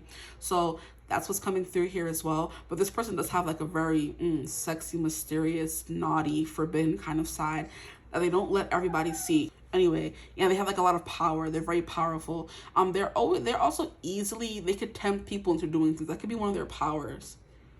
Like the power of persuasion to get people to do bad things. Like they're a little naughty, very. So now I want to get into these cards, okay? I'm going to start from the beginning of 9 and work my way up. So 9 is the flowers. Beauty and a happy face is what I bring. I am the gift that warms your heart. I am your recovery and your well-being. No matter what card is before me, I will always change it positively. So I love how we have this because there's something in this card about a card coming after me. We'll get to it when we get to this card. But yeah, there's something, no matter what card comes before me, I will always change it positively. What are you telling me? Like, I love that these cards are coming out like this. You'll see when I get to it. Okay, so 9, the next card is 24. So the flowers, beauty. So this person's beautiful with the Queen of Wands. Okay, they're very handsome. They could be handsome, but like I said, they were a nerd and didn't really come into their power until they did. And they could have used it for bad. They could have used it to get a lot of girls and, you know, do what they couldn't do before, that kind of thing. A complex is what I'm hearing. We'll see. Or just leave it there, a complex. Now, the next card we have is 24.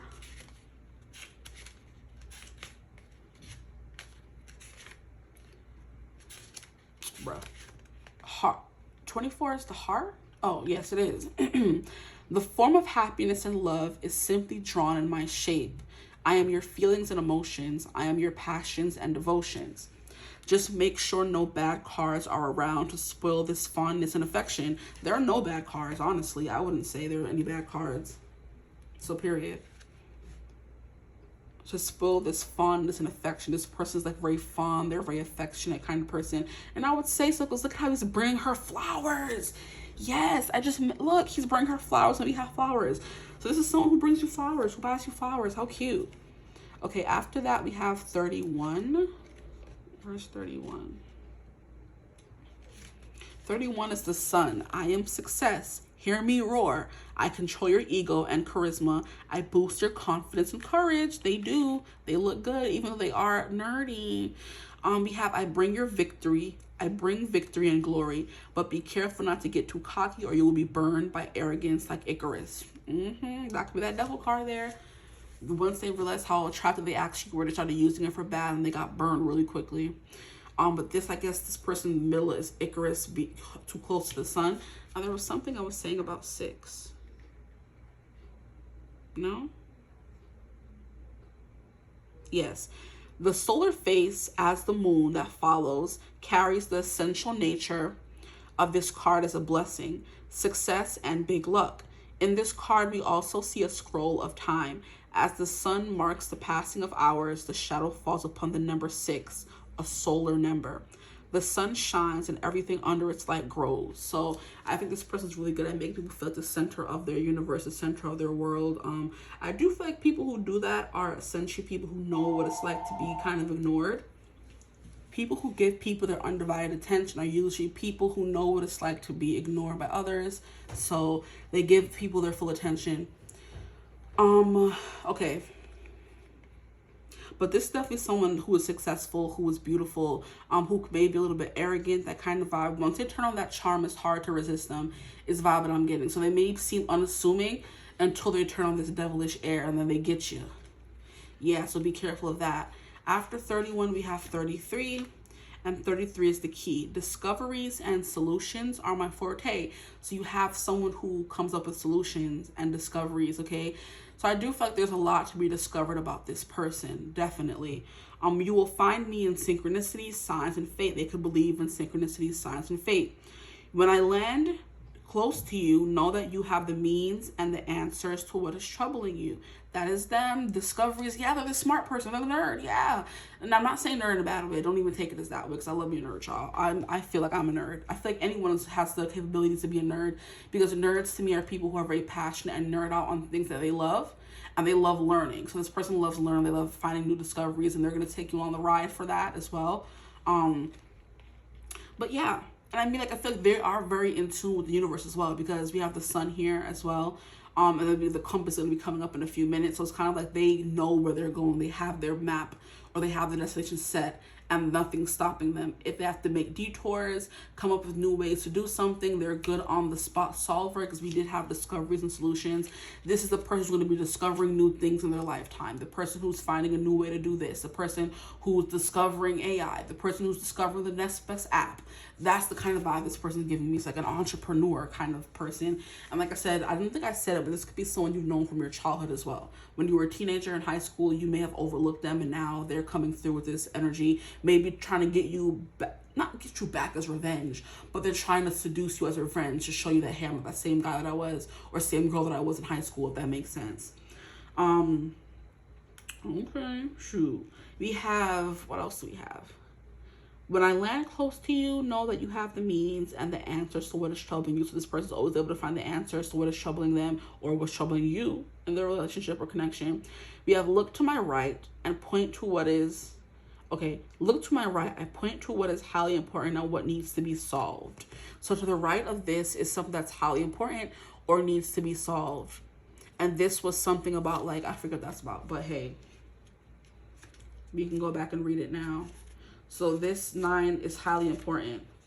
Beauty and a happy face is what I bring. I am the gift that warms your heart. I am recovery and your well-being. No matter what card is before me, I will always change it positively. So this person changed people for the better, like I was saying before.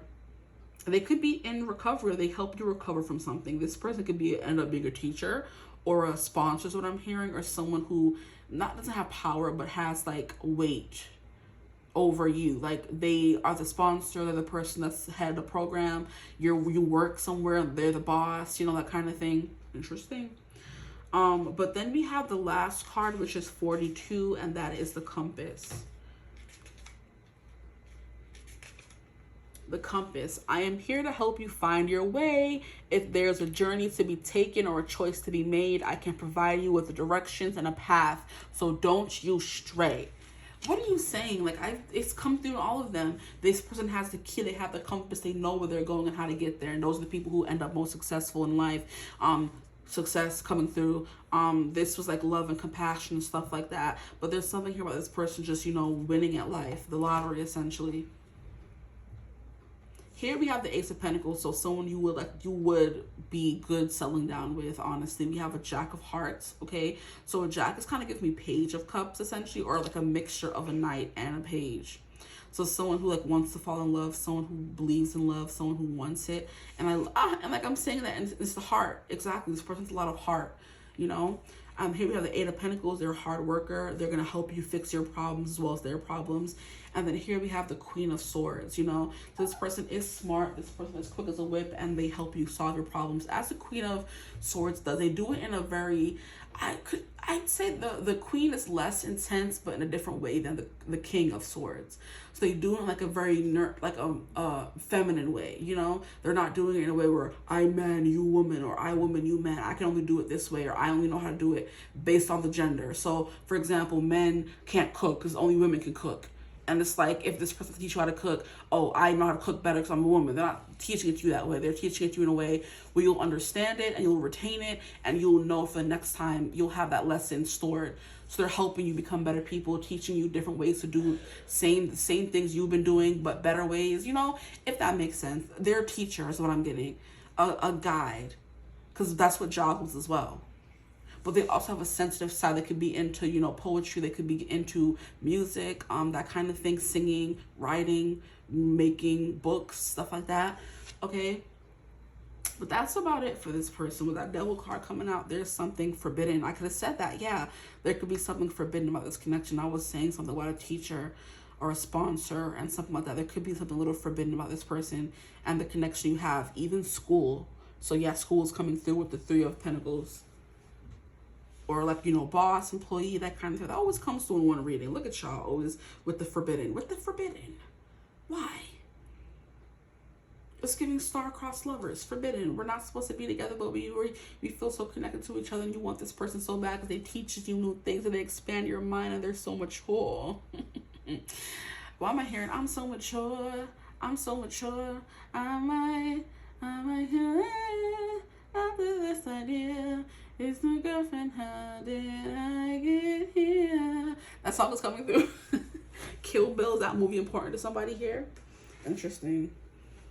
Because she's like in the song, she's like, I'm so mature. But anyway, I'm done. Now we're going to get into the part of the reading where I tell you more about, I guess, this person, what they get to in the bedroom, what they into, what they're like in the bedroom. I mean, I would say very giving, very teaching. They're showing you what they like. They're maybe teaching you new things about what you like. If it's like a mentor or so and you are into the same things but you're less experienced, they're teaching you how to navigate these certain things, you know? Make sure those are straight. Don't tell me it's low battery because I will beat you up. Let me finish this reading. We're almost done.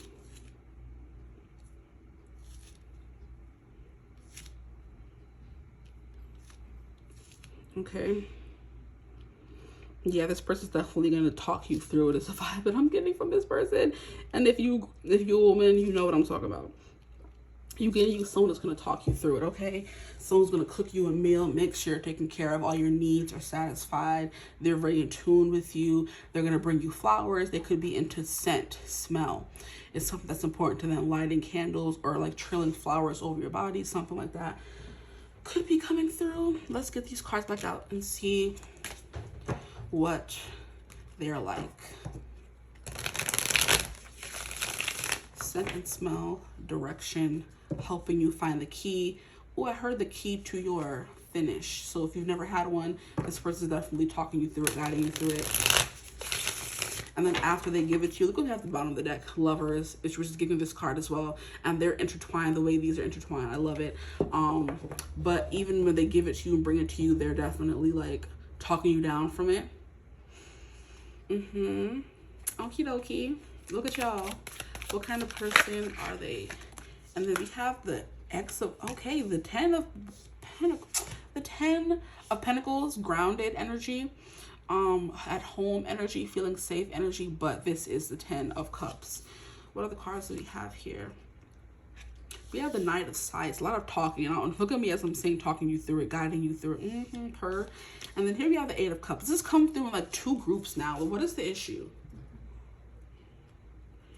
And I feel like the Lovers wants to come out, so we're going to put that there. And then we also have the Moon. This person could be into some things. And then we have the King of Scythes, the King of Swords. I didn't mean to take all these cards, but I did.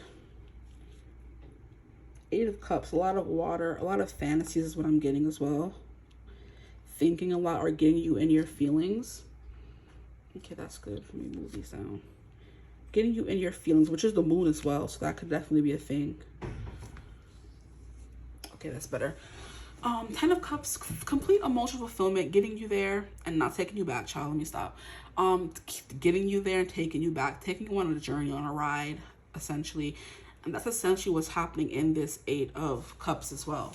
Because the Eight of Cups is about walking away from things that no longer serve you. This person could be telling you, hey, you've been doing things the wrong way. Like, it's like a very guiding hand. Yes. You know, they're telling you maybe you've been trying it this way the whole time. Maybe we should try it another way. And they're like very patient and like, you know, like teaching you, like, you know, you've been doing it this way. Let's do it this way and see how it works. Is that okay, honey? Or you know what I mean? That kind of thing. Okay. Yeah, and they teach you a better way to do it and you find it, or they're like, okay, can we try something? From what you've been telling me, I kind of feel like I may know what the problem is. Maybe you have to be blindfolded or tied up or something. Your control needs to be gone in order for you to reach completion or whatever. And they give you that thing and it may help you reach it or not. And you guys keep trying, experimenting is what I'm getting here, trying to find any little way to help you reach your finish. They want you to get there.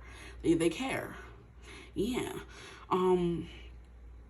This Knight of Scythes is definitely giving me someone who's like a little fast. This person may move at a fast pace when it comes to being all up in it. They're just like bop, bop, bop, bop, boop, bop, boop, bop, boop, bop, boop. A fast,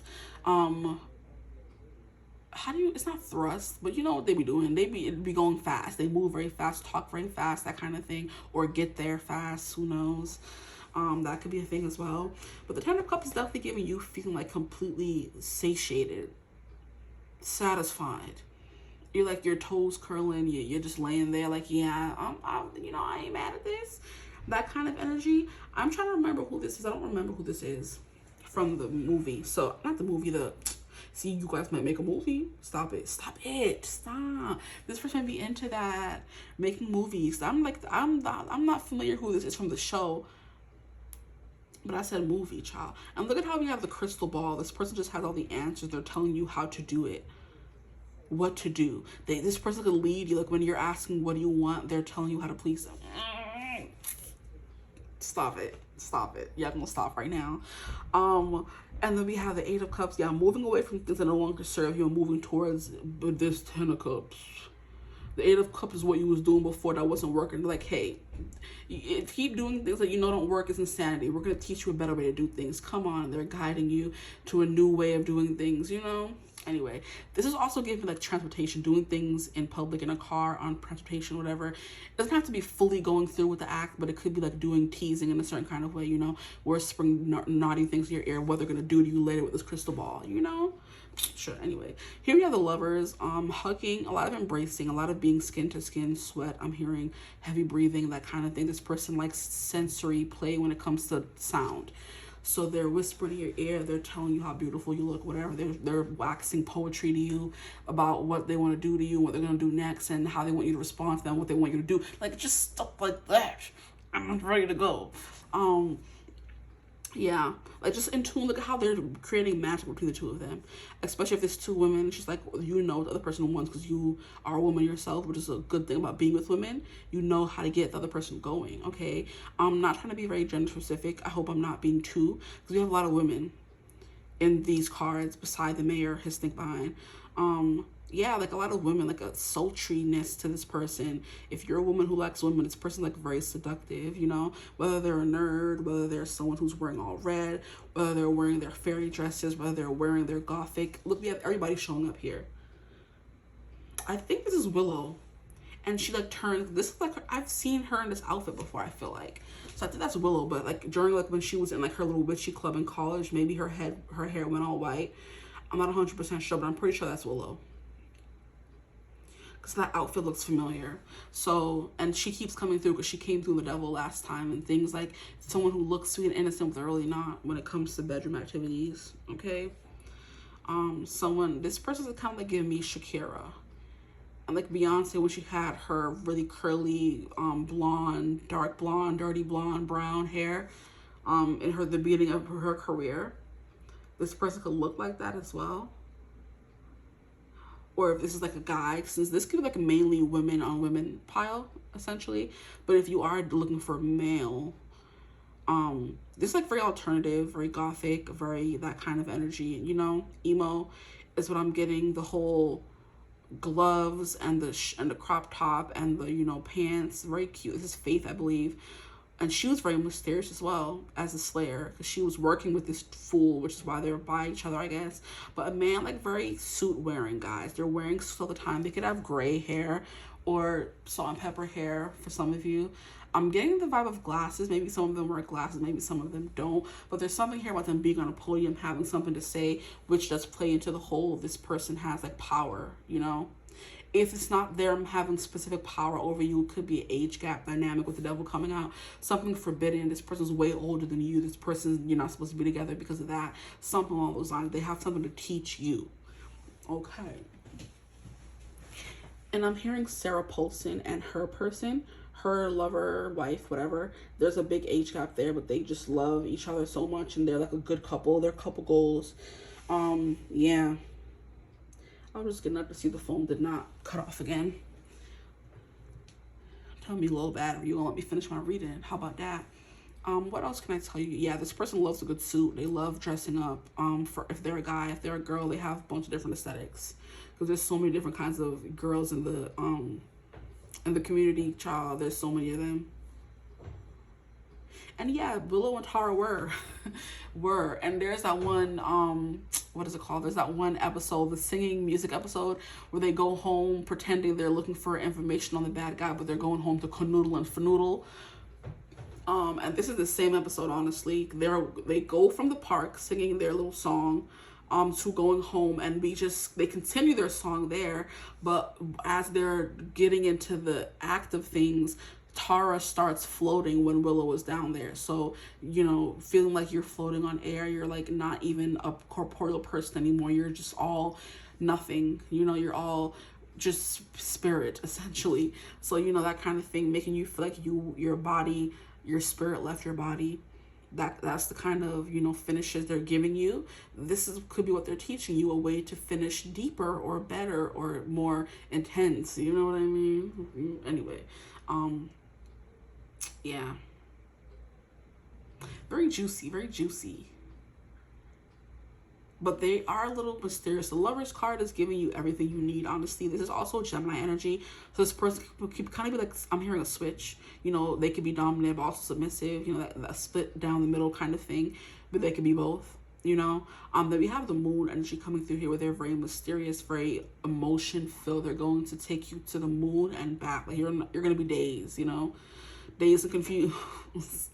I'm hearing that sung by Rule. Dazed and confused. And look at how we have this freaking mayor, how he came off as the most, you know what baffles me every time about the mayor and Buffy? How he came off so laughy. He was like a different breed of evil villain, because he was very smiley. He wasn't intense at all. He was very happy. But when it came down to certain things, he was eating them kids in season 3.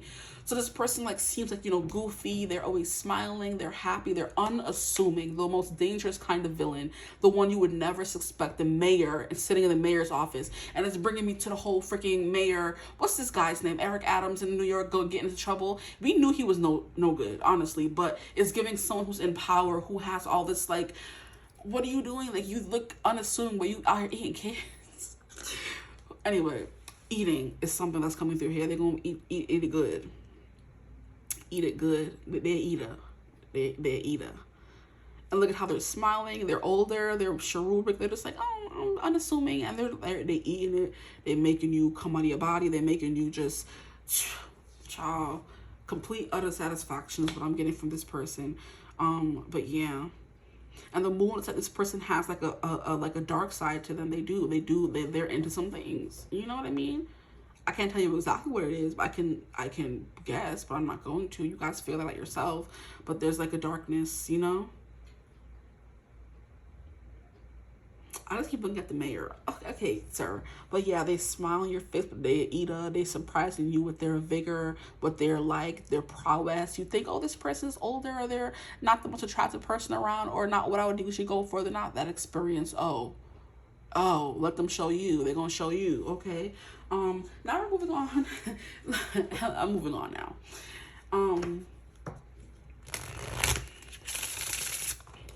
We are going to get into will this be a good long-term?